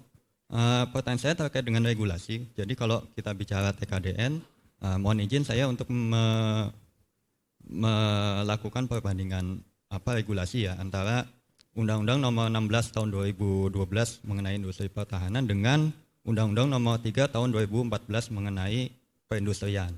Saya melihat bahwa di Undang-Undang Nomor 3 Tahun 2014 itu di samping terkait mengenai TKDN itu sendiri juga dijelaskan siapa saja yang wajib menggunakan produk dalam negeri, juga dijelaskan mengenai sanksi apabila pengguna tersebut tidak menggunakan produk dalam negeri. Dan sanksinya itu kalau saya lihat ya cukup detail. Tapi ketika kita melihat Undang-Undang Nomor 16 Tahun 2012, di situ saya hanya melihat bahwa ada kewajiban menggunakan produk dalam negeri, tetapi belum dijelaskan sanksi apa yang diberikan apabila pengguna tersebut tidak menggunakannya. Sebagai contoh kasus yang belum lama terjadi bahwa ya ini saya mohon izin tidak menyebutkan instansinya, tapi ada sebuah instansi yang dia itu melakukan pengadaan drone atau pesawat tanpa awak dari luar negeri secara langsung atau impor. Padahal kami mengetahui berdasarkan penelitian sudah kami lakukan bahwa ada produsen dalam negeri yang memproduksi drone dengan kapasitas, dengan jenis, dengan bentuk yang sama. Tetapi ternyata yang dipilih adalah pengadaan langsung dari luar negeri. Nah, mohon Bapak untuk menjelaskan terkait regulasi tersebut, apakah akan ditambahkan dalam Undang-Undang Nomor 16 Tahun 2012 mengenai Industri Pertahanan atau ada regulasi atau peraturan lainnya yang menjelaskan hal itu. Baik, itu saja yang ingin saya tanyakan. Terima kasih. Baik, terima kasih. Saya keep dulu pertanyaannya Bapak. Mungkin 2 penanya lagi. Apakah ada pertanyaan berikutnya? Baik, bila tidak ada, ya silakan Bapak. Silakan perkenalkan diri, nama dan instansi serta pertanyaan dan kepada siapa pertanyaan ditujukan.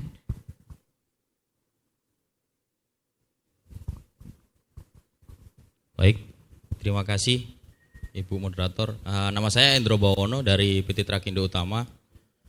Saya ingin menanyakan ke Pak Aris dari PT PAL.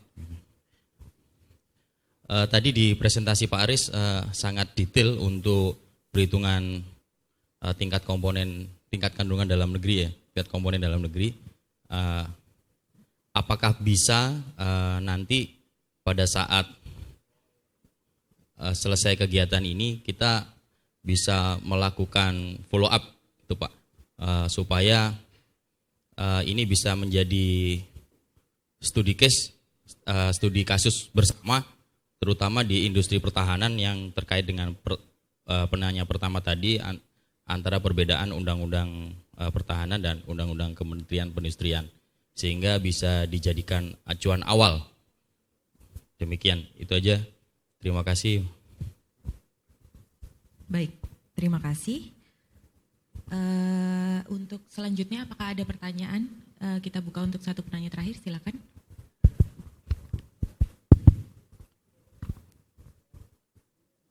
Silakan perkenalkan nama, instansi dan pertanyaan serta ditujukan kepada siapa pertanyaannya. Terima kasih, saya Ferry dari PPP HIPMI, dari anggotanya Pak Ketua Bidang kami di Bidang 6 Ketua Maritim.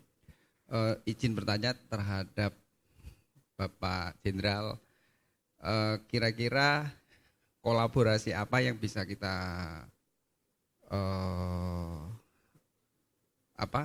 HIPMI di bidang maritim ini, kira-kira kita bisa berkolaborasi apa dengan Bapak secara institusi, sehingga kami sebagai Himpunan Pengusaha Muda Indonesia ini bisa mampu dan ikut dalam ajang perkapalan atau maritim lah Pak, karena kita di maritim punya slogan jaya di laut, hebat di darat, kurang lebih begitu Pak. Terima kasih waktunya. Assalamualaikum warahmatullahi wabarakatuh. Waalaikumsalam warahmatullahi wabarakatuh. Baik, Mungkin langsung ada 2 pertanyaan yang ditujukan kepada Laksma Srianto. Mungkin langsung bisa keduanya direspon. Yang pertama tentang adanya perbedaan aturan dan apakah akan ada tindak lanjutnya. Dan yang kedua dari Pak Ferry di HIPMI, kolaborasi apa yang bisa dilakukan bersama HIPMI dan Kemenhan mungkin ya untuk ikut melaksanakan tumbuh kembang dalam dunia maritim. Silakan.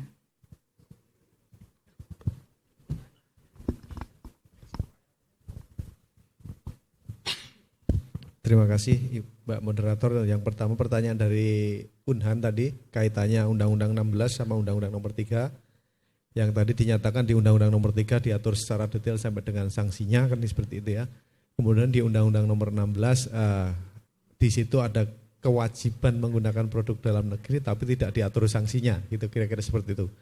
Kalau kita lihat di Undang-Undang 16 itu sanksinya ada tetapi tidak sampai kepada terkait wajib menggunakan. Hanya kalau kita lihat di belakang di pasal-pasal sanksi itu terkait dengan perizinan pembelian, pengekspor itu ada sanksinya di situ ada. Nah, terkait ketika ada proses pengadaan, kemudian kok menggunakan produk dalam luar negeri ketika produk dalam negerinya ada, ini tentunya ketika proses pengadaan itu ranahnya adalah menggunakan aturan pengadaan. Ini mungkin nanti yang perlu didetailkan kembali adalah aturan pengadaannya, sehingga proteksi terhadap produk dalam negeri yang sudah mencapai tingkat TKDN-nya itu bisa terjadi. Karena kalau yang kami ketahui itu ketika pengadaan dalam negeri saat ini memang sudah disyaratkan, pengadaan yang ada di Kementerian Pertahanan sudah disyaratkan ada assessment untuk TKDN. Kalau bagi yang produk belum ada sertifikatnya, itu ada dipersyaratkan, sehingga dari situ ketika ternyata pengadaannya menjadi berbeda, tentunya para pihak itu dikasih waktu masa sanggah untuk melakukan sanggahan. Kira-kira seperti itu sebetulnya. Tetapi memang di Undang-Undang Nomor 16 tidak ada sanksi untuk ketika di situ ada kewajiban bahwa pengguna wajib menggunakan produk dalam negeri. Tetapi sampai dengan saat ini tidak ada sanksi bagi pengguna. Ini kalau guyonannya gini, sopo sing wani ngukum Panglima TNI kan itu. Itu kasarnya kayak gitu. Tetapi itu pintu itu masih bisa disekat menggunakan proses pengadaan. Ketika panitia pengadaannya mungkin lebih rigid dalam artian pagar-pagarnya ditetapkan, tentunya situasi seperti itu bisa diminimalisir. Itu kira-kira seperti itu. Kalau untuk merubah undang-undang memang prosesnya cukup panjang. Itu pernah dibahas juga terkait dengan sanksi kepada pengguna, karena pengguna dalam hal ini kalau di industri pertahanan adalah TNI, Polri, kementerian lembaga. Nah, ini memang aturannya seperti itu. Sehingga tapi ini sudah pernah dibahas juga, cuma memang kondisi ini masih bisa disikapi dengan proses pengadaannya. Karena memang ada hal-hal tertentu yang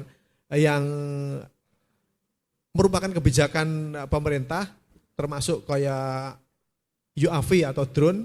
Ketika di dalam negeri ada drone, tetapi ketika drone itu memang dilihatnya bisa terbang, tetapi ketika dia tidak bisa dijadikan combat, tentunya enggak. Ketika kebutuhan kita adalah yang UAV combat, kita enggak akan beli yang di dalam negeri. Tetapi ini situasi yang sedang kita hadapi. Contohnya kita sudah mengembangkan UAV untuk yang combat mission. Memang prosesnya panjang dan sampai dengan saat ini juga masih berjalan, belum berhasil. Ya, sehingga mau enggak mau ketika kebutuhan itu mendesak kita ambil dari luar negeri.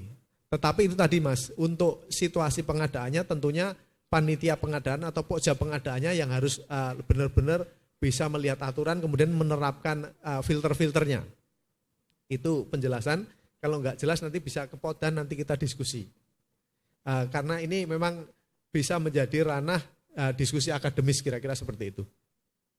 Kemudian yang Pak Ferry dari HIPMI, sebagai gambaran saja, kami di Kementerian Pertahanan, proses pengadaannya adalah alutsista. Jadi yang kita beli beleger utuhnya, kapal, pesawat, tank. Nah, isian di dalamnya itu adalah nanti main kontraktor bersama pohon industri di bawahnya. Nah, keterlibatan HIPNI seperti contoh mungkin di proyek fregat kami memiliki project officer yang mengawal PT PAL, Pak Reza ini, itu di situ dari project officer ini ya fregat ini bisa mensarankan kepada PT PAL ini libatkan ini yang potensi-potensi di dalam negeri. Ya, memang salah satu kendala ini contoh waktu kapal selam dulu, kita pernah mengumpulkan industri, kita bawa ke kapal selam, kita akan bangun kapal selam, ya memang kembali kepada terbentur skala ekonomi akhirnya mundur. Tetapi itu dulu, mungkin komponen yang lebih common mungkin bisa ya, kayak motor listrik itu kan bukan sesuatu yang sulit bagi kita dan saya yakin Indonesia mampu. Memang mungkin klasifikasinya yang harus dipenuhi umpamanya.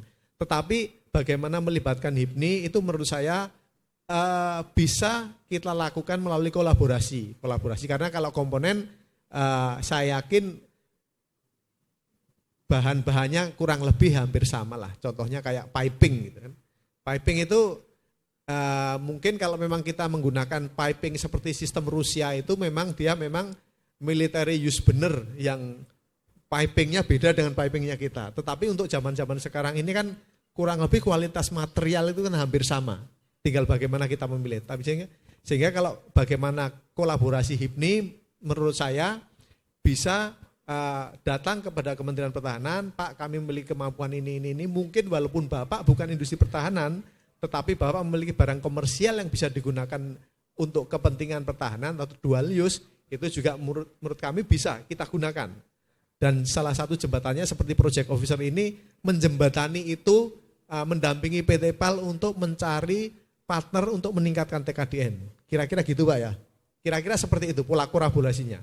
Jadi mungkin Bapak bisa datang ke tempat kami di Direktorat Teknologi dan Industri, bertanya-tanya kira-kira kalau kami ingin berpartisipasi, model partisipasinya seperti apa. Kira-kira seperti itu Pak. Terima kasih.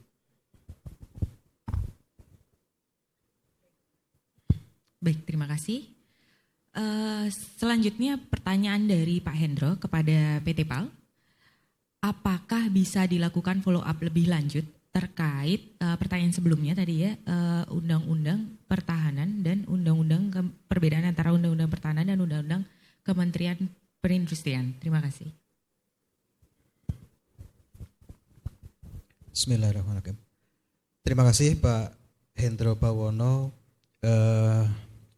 Ini saya pikir sangat inline ya dengan program kerja PT PAL yang dalam waktu dekat kita juga akan menyelenggarakan vendor gathering yang salah satu agendanya kita coba membangun komitmen dengan para vendor gitu ya. Membangun komitmennya bagaimana ya harus inline dengan program-program pemerintah, salah satunya ya TKDN ini gitu. Jadi nanti kita juga akan membedah seluruh regulasi yang ada, kemudian strategi-strategi tadi juga di paparan sebelumnya sudah saya sampaikan bahwa kita juga mengevaluasi faktor internal, faktor eksternal yang nanti harapannya kita bersama-sama dengan Dirjen Podhan, dengan Laksmas Rianto juga sedang pada tahap menggodok, mengkaji, dan apa istilahnya, membrainstorming gitu ya kira-kira. Jadi ini kita pada tahap untuk membuat draft ya, regulasi, bagaimana nanti formulasi-formulasi yang kita rumuskan.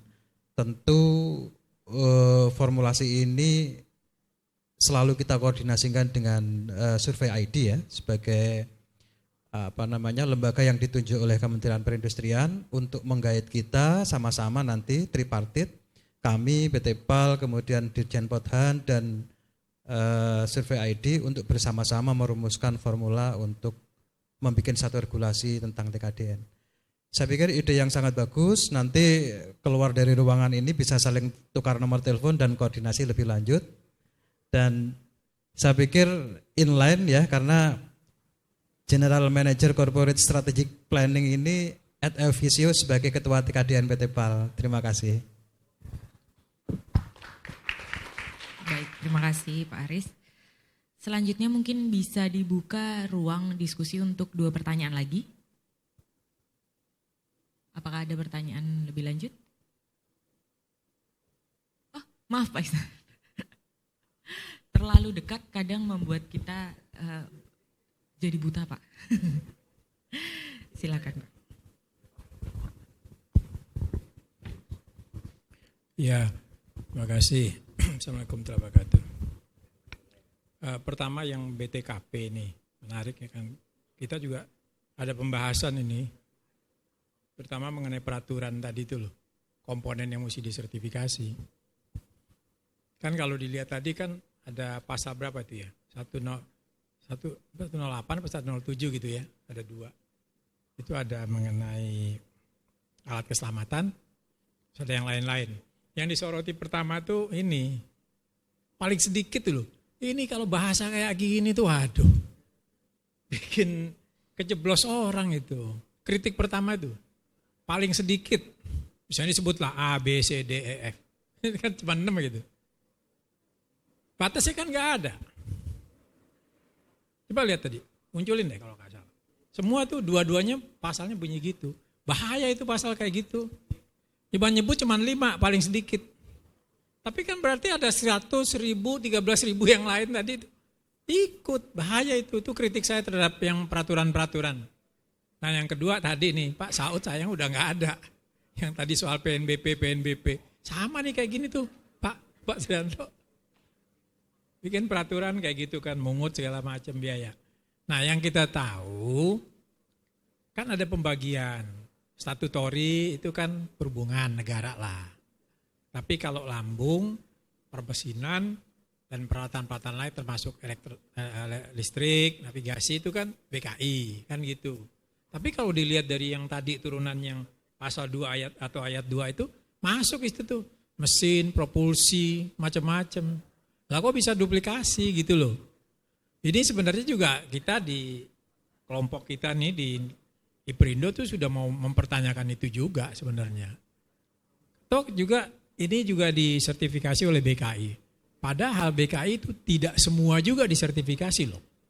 Tidak semua yang disebut tadi itu disertifikasi. Gitu. Nah ini yang kalau kita bicara mengenai Undang-Undang Cipta Kerja itu kan sebenarnya ada tujuan, ada strategisnya segala macam. Itu semua tuh mendorong misalnya untuk meningkatkan investasi, mempermudah ini, gitu-gitu ya semua. Tapi kalau kita lihat turunan PP-nya, PM-nya, nanti keluar itu PNBP, ini, itu. Nggak cocok dengan seperti Pak Saud bilang, saya juga udah bilang, Pak Saud ayo IPRindo kerjasama sama ITS, kita bikin kajian yuk kan gitu ya. Kita korek seperti itu. Itu Bu, jadi dari kami sebenarnya itu sudah menjadi pembahasan ya bahwa kok begitu sih. Nah sayangin nih Kemenperin Pak Sungkono sama Pak ini nggak ada. Emang nggak ada harmonisasi ya ketika bikin ini gitu. Kami ini udah 2 tahun 3 tahun bahkan ini bikin tadi Pak Sri dengar waktu rapat sana ada 4 loh yang belum keluar dari sini nih. Ada RPP Industri Maritim, Cost Structure, Reparasi termasuk TKDN. Itu karena ada nanti harmonisasi juga kemana-mana gitu kan. Pak Sri juga tahu kan gitu Pak ya. Bapak bikin keputusan Irjen, keputusan Dirjen itu kan semua mesti diharmonisasi. Nah kita menyayangkan seperti itu. Nah yang berikut ini tadi Pak ini di yang Pak Fatul ya, HIPMI ya. Jadi kalau tax holiday Pak, cocok untuk sesuatu yang memang belum banyak. Industri kapal di Indonesia itu ada sekitar 250 data dari Kemenperin. Sudah terlalu banyak Pak. Jadi tidak perlu investasi lagi untuk bikin kapal galangan baru. Gitu. Yang dibutuhkan tadi mengenai pembiayaan.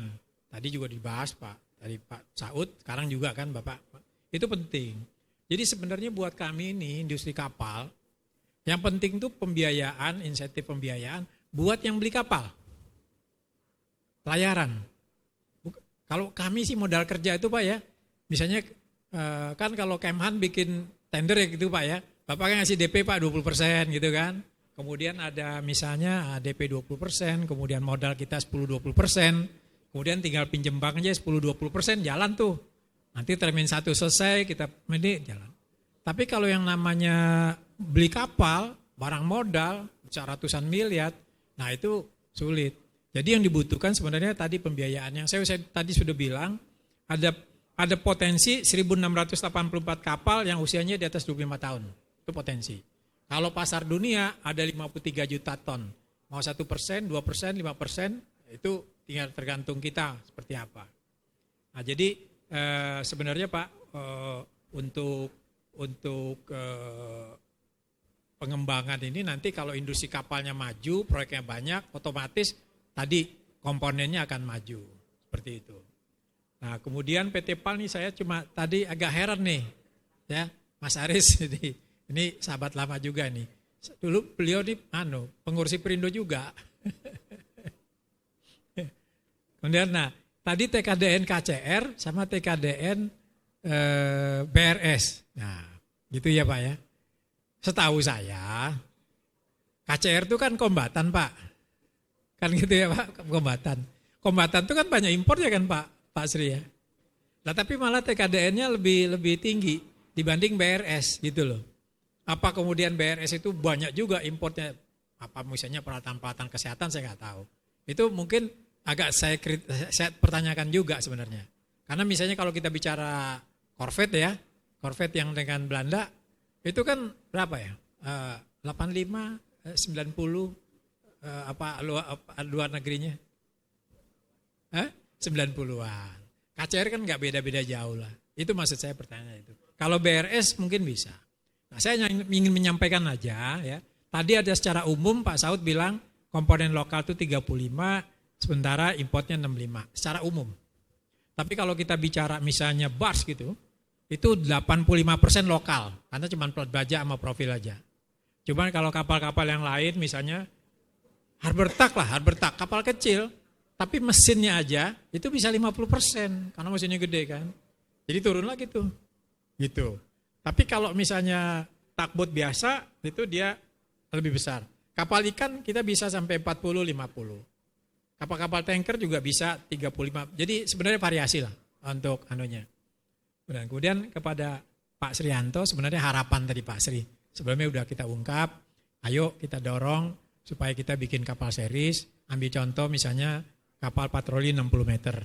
Ya Mas Aris ya, itu PT PAL tuh. Saya kasih tahu aja Pak ya, saya ini Ketua Badan Sertifikasi Galangan Kapal Iperindo, yang mensertifikasi galangan-galangan.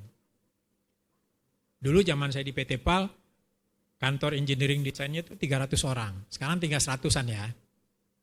Dulu yang deket sama kita tuh DKB, 32 orang. Tapi kepalanya itu, GM-nya tuh mantan Pak Roni, mantan jebolan PAL juga, yang pindah ke Jakarta, pindah ke sana. Yang lain-lain Pak, punya insinyur kapal di bagian desain engineering tuh belasan aja, bisa dihitung jari. Hampir semua itu, mohon maaf nih Pak Sri, beli desain. Beli desain, termasuk Harbor Tug. Harbor Tug itu, makanya kita sedang dorong nih. Kita punya kok konsultan desain yang terkenal itu, apa namanya, Terafok itu. Gitu. Yang kekuatannya sedikit di bawah PT PAL. Gitu ya. Nah itu sebenarnya dengan adanya tadi kita membuat desain kapal series, kita akan bisa punya kapal, desain kapal yang proven lah. Nah, kita menghimbau nih PT PAL, ayo dukung ya, kita bikin pilot project untuk kapal patroli 60 meter. Proyek siapapun, KPLP, Bea Cukai, Polri, pakai standarnya KCR, lambungnya. Nanti di dalamnya arrangementnya tergantung ya, misinya buat apa gitu kan. Dulu itu kita buat juga buat SAR. Kalau SAR itu di dalamnya berarti banyak rumah sakit atau tempat-tempat lah. Kalau SAR gitu ya. Tapi kalau KPLP arrangementnya dulu, ini kita bicara FPB 57 ya. Itu di dalamnya banyak penjara. Karena kan dia nangkep gitu kan, seperti itu. Ya itu dulu deh. Mas Aris saya nggak tahu, Mas Aris udah pelajari itu dulu nggak waktu FPB 57. Tapi KCR itu kan sebenarnya pengembangan FPB 57. Nah kalau kolaborasi ini bisa dibuat, diharapkan komponen lokal itu banyak tuh. Bayangkan aja, semua itu Bea Cukai, KPLP, TNI AL, kemudian siapa lagi ya, Bakamla, punya semua 60. Dan ada juga OPV Pak. Ini juga lucu nih OPV, ada yang bikin 85, ada yang bikin 90, ada yang bikin 95, ada yang bikin 105. Kenapa gitu loh? Ayo dong duduk bareng, yang berapa nih? Paling maksimum 2 dah. Misalnya 85, 105. yang lain-lain turun ke bawah. Yang mau nih ke atas saja. Ini semuanya pengen sendiri-sendiri Pak. Ini yang kita harap kalau kita bicara TKDN loh ya. Ayo kita satukan. Misalnya kita sepakat semua OPV 90 meter. Atau 85 dengan 105. Jangan ada yang lain. Dari situ nanti kita minta PT PAL. Ini PT PAL ini juga punya partner-partner yang dari Spanyol. Siapa Mas Ari, saya lupa namanya dulu. Yang partner Spanyol juga Pincanteri itu OPV-nya ada semua tuh. Nah itu bisa kita ambil juga salah satu OPV. Begitu Kapten, jadi Laksamana Srianto, jadi kita harapkan kita coba bikin satu pilot project untuk satu kapal patroli di mana TKDN-nya pasti akan menimbulkan skala ekonomi yang cukup besar. Terima kasih. Assalamualaikum warahmatullahi wabarakatuh.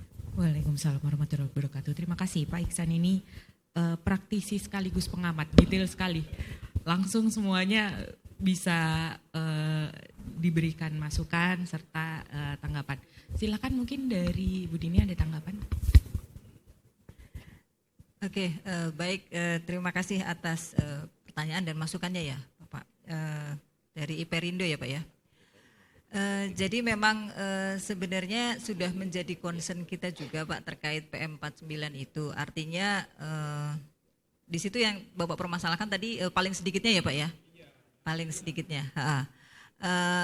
Sebenarnya paling sedikit ini kan justru minimal yang tertulis di list bawahnya. Boleh mungkin tolong ditampilkan ya.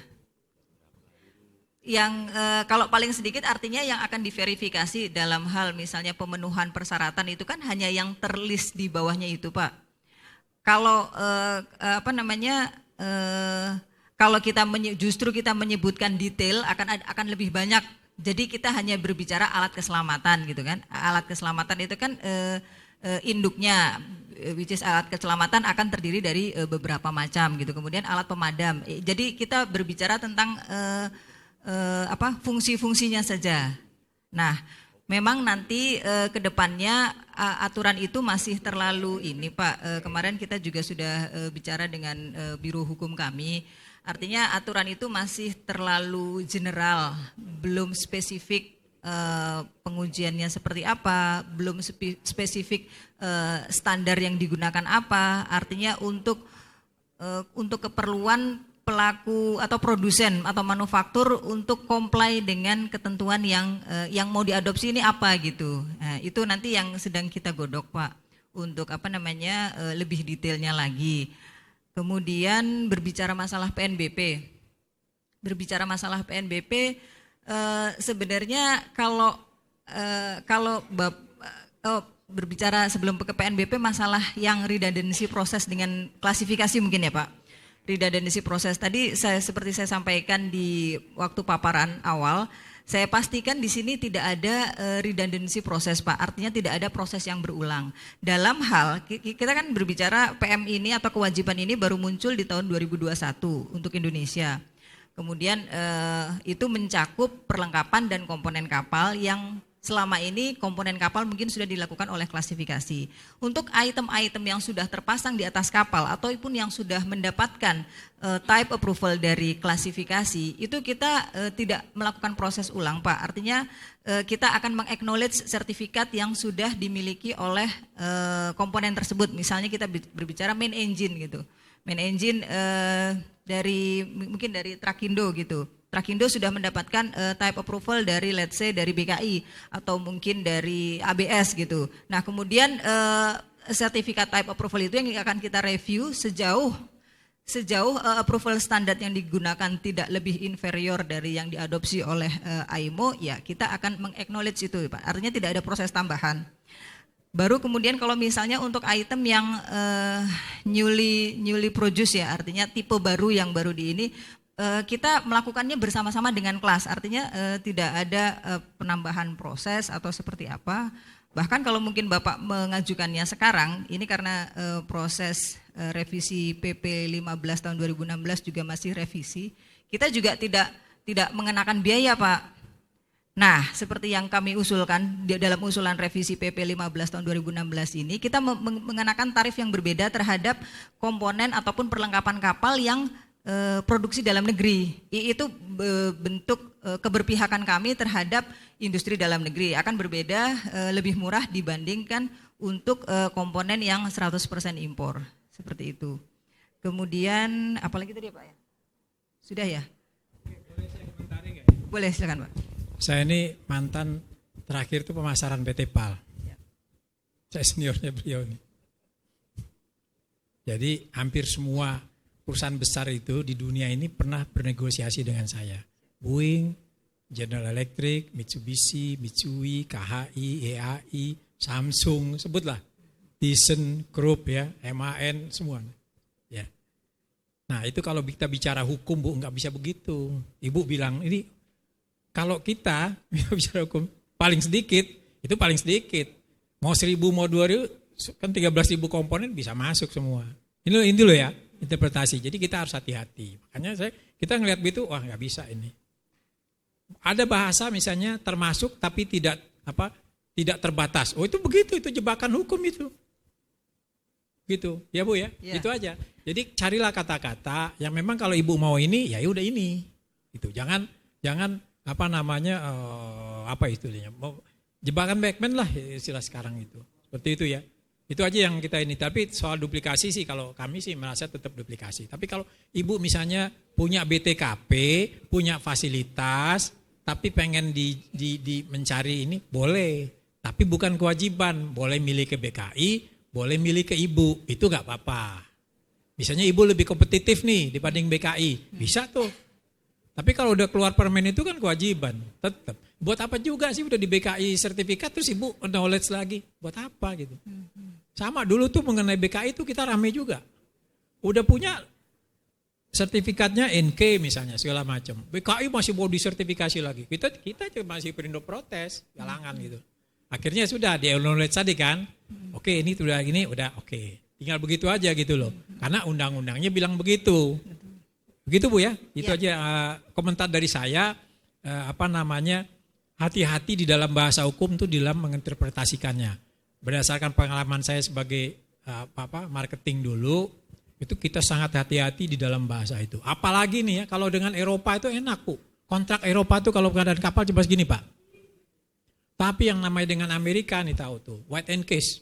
Bisa segini kontraknya. Sangat detail. Itu aja saya ingin saya sampaikan di dalam memilih kata-kata peraturan itu harus hati-hati. Terima kasih. Baik, terima kasih.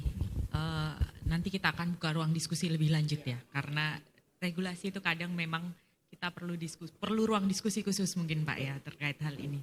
Baik, selanjutnya Pak Aris mungkin akan memberikan tanggapan. Waduh, siap mentor. Aran. Mungkin kilas baliknya begini. Memang kita mencoba untuk membandingkan apple to apple antara KCR dan BRS gitu ya. Dan kedua-duanya pada saat kita menghitung TKDN semuanya tanpa sewako gitu kira-kira. Jadi jawabannya sudah jelas. Dan mungkin mentor pada zaman PT PAL belajar ke Maeda pada tahun 90-an. Jadi fasilitas shipbuilding plan kita yang di divisi kapal niaga itu kan copy paste dari Mitsui Shozeng. Nah, fasilitas itu satu paket dengan manajemen yang kami menyebutnya paket L gitu nggih. Dan saya pikir expertise paket L ini semakin lama sudah semakin habis di PT PAL gitu ya. Jadi saya juga dalam rangka sekarang mencoba menggali lagi kepada senior-senior karena memang sharing knowledge-nya yang masih sangat terbatas sehingga disiplin ilmu ini tidak tumurun gitu kira-kira. Nah, memang generasi terus belajar ya, dan referensi-referensi ini juga kami belajar juga tidak hanya dari Jepang lagi gitu ya. Dengan kapal selam kita belajar dari Korea sehingga disiplin ilmu paket L tadi juga dalam perjalanannya di proses manajemen ini ketambahan lagi. Jadi paket L modification gitu ya kira-kira. Improve. Sehingga kalau cost structure-nya yang pada saat kita belajar dari Jepang itu komponennya hull construction, kemudian painting, hull outfitting, machinery outfitting, electronic dan electric outfitting, kemudian bertambah lagi ada outfitting manufacture. Nah, kan disiplin ilmu terus berkembang sehingga dari aspek cost structure pun dalam menghitung TKDN ada perubahan paradigma. Ini yang menjadi tantangan juga, mentor. Tapi kemudian karena fokus kita itu sekarang di alutsista, maka kita juga adaptasi lagi dengan sistem manajemen yang baru. Sehingga ada cost structure yang persenjataan itu apa? Armor ya. Armamen. Jadi ada satu cost structure armamen. Ini juga karena memang fokus bisnis kita berkembang ke arah alutsista. Jadi kira-kira demikian, mentor, yang bisa kami sampaikan. Terima kasih. Baik, terima kasih Pak Aris tanggapannya. Selanjutnya mungkin Laksma Srianto. Terima kasih. Mungkin saya menanggapi yang disampaikan Pak Iksan terkait dengan kapal series atau standarisasi. Ini memang sesuatu yang menurut saya bagus dalam artian akan membina industri semakin jelas. Nah, namun di sisi lain juga ada operasi yang harus kita hadapi. Jadi antara pembinaan industri dan pembinaan operasi ini harus sejalan memang.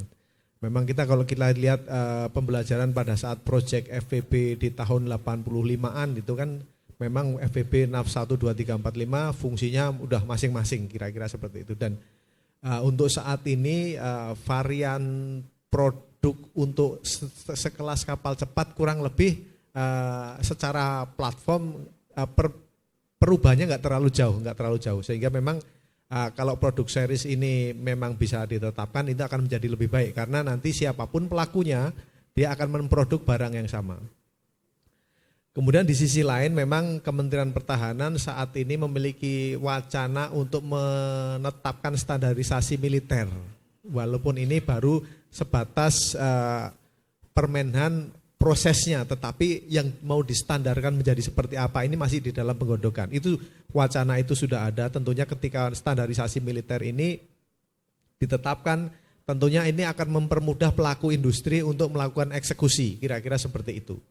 Kemudian di sisi lain kesadaran akan desain ini sudah lahirlah kira-kira seperti itu. Kalau dulu bayangan kita atau mungkin Bapak tahu juga ketika Kementerian Pertahanan atau TNI membeli kapal kan desain diserahkan kepada galangan. Cukup gak cukup duitnya sakmono pokoknya udah di barang desainnya nang jero kono kan itu. Kira-kira seperti itu. Tetapi sekarang sudah ada kesadaran baru yang dilakukan di Angkatan Laut mengkontrakkan desain. Sehingga ketika desain itu dikontrakkan, siapapun penjahitnya otomatis hasilnya harus sama. Dan ada pihak yang dimintai pertanggungjawaban ketika performa tidak tercapai. Kira-kira seperti itu.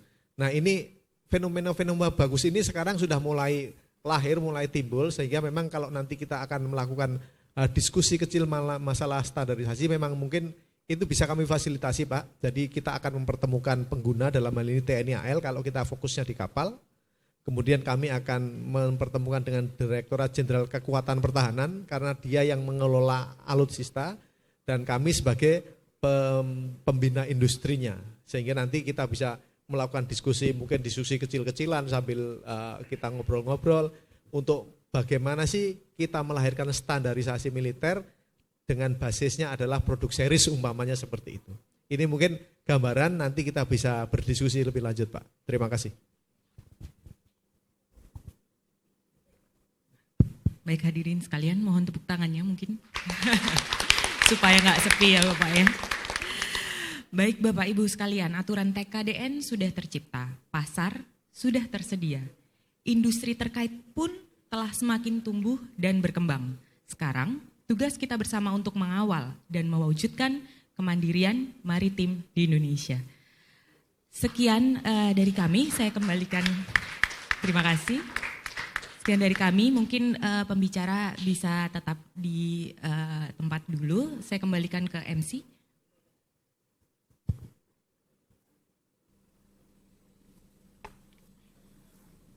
Baik Bapak dan Ibu, sekarang saatnya pemberian cindera mata untuk para narasumber kita.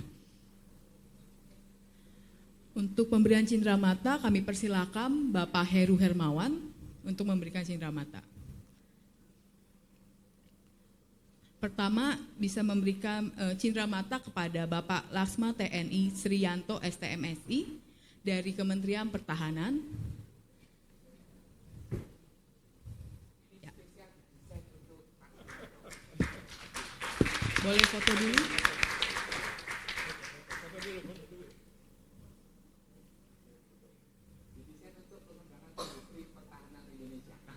Untuk komponen lokal.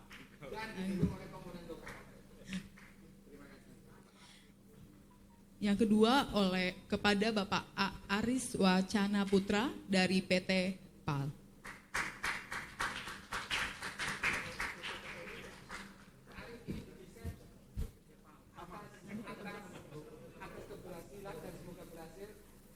Merah putih di Indonesia pertama kali. Tentunya dengan tingkat komponen dalam negeri yang maksimal. Selanjutnya kepada Bapak Eki Komarudin dari Ketua PIKI. Pak Eki bintangnya, karena tanpa Pak Eki komponen dalam negeri kita industri maritim tidak bisa bersaing.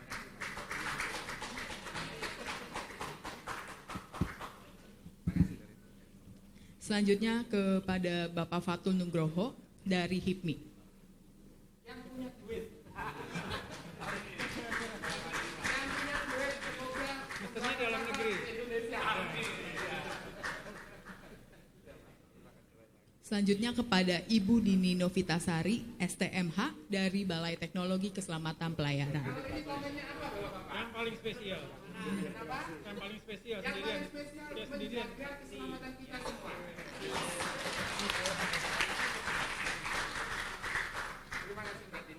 Baik, Bapak dan Ibu dipersilakan untuk kita foto bersama. Kita, para narasumber. Oh ya, moderator.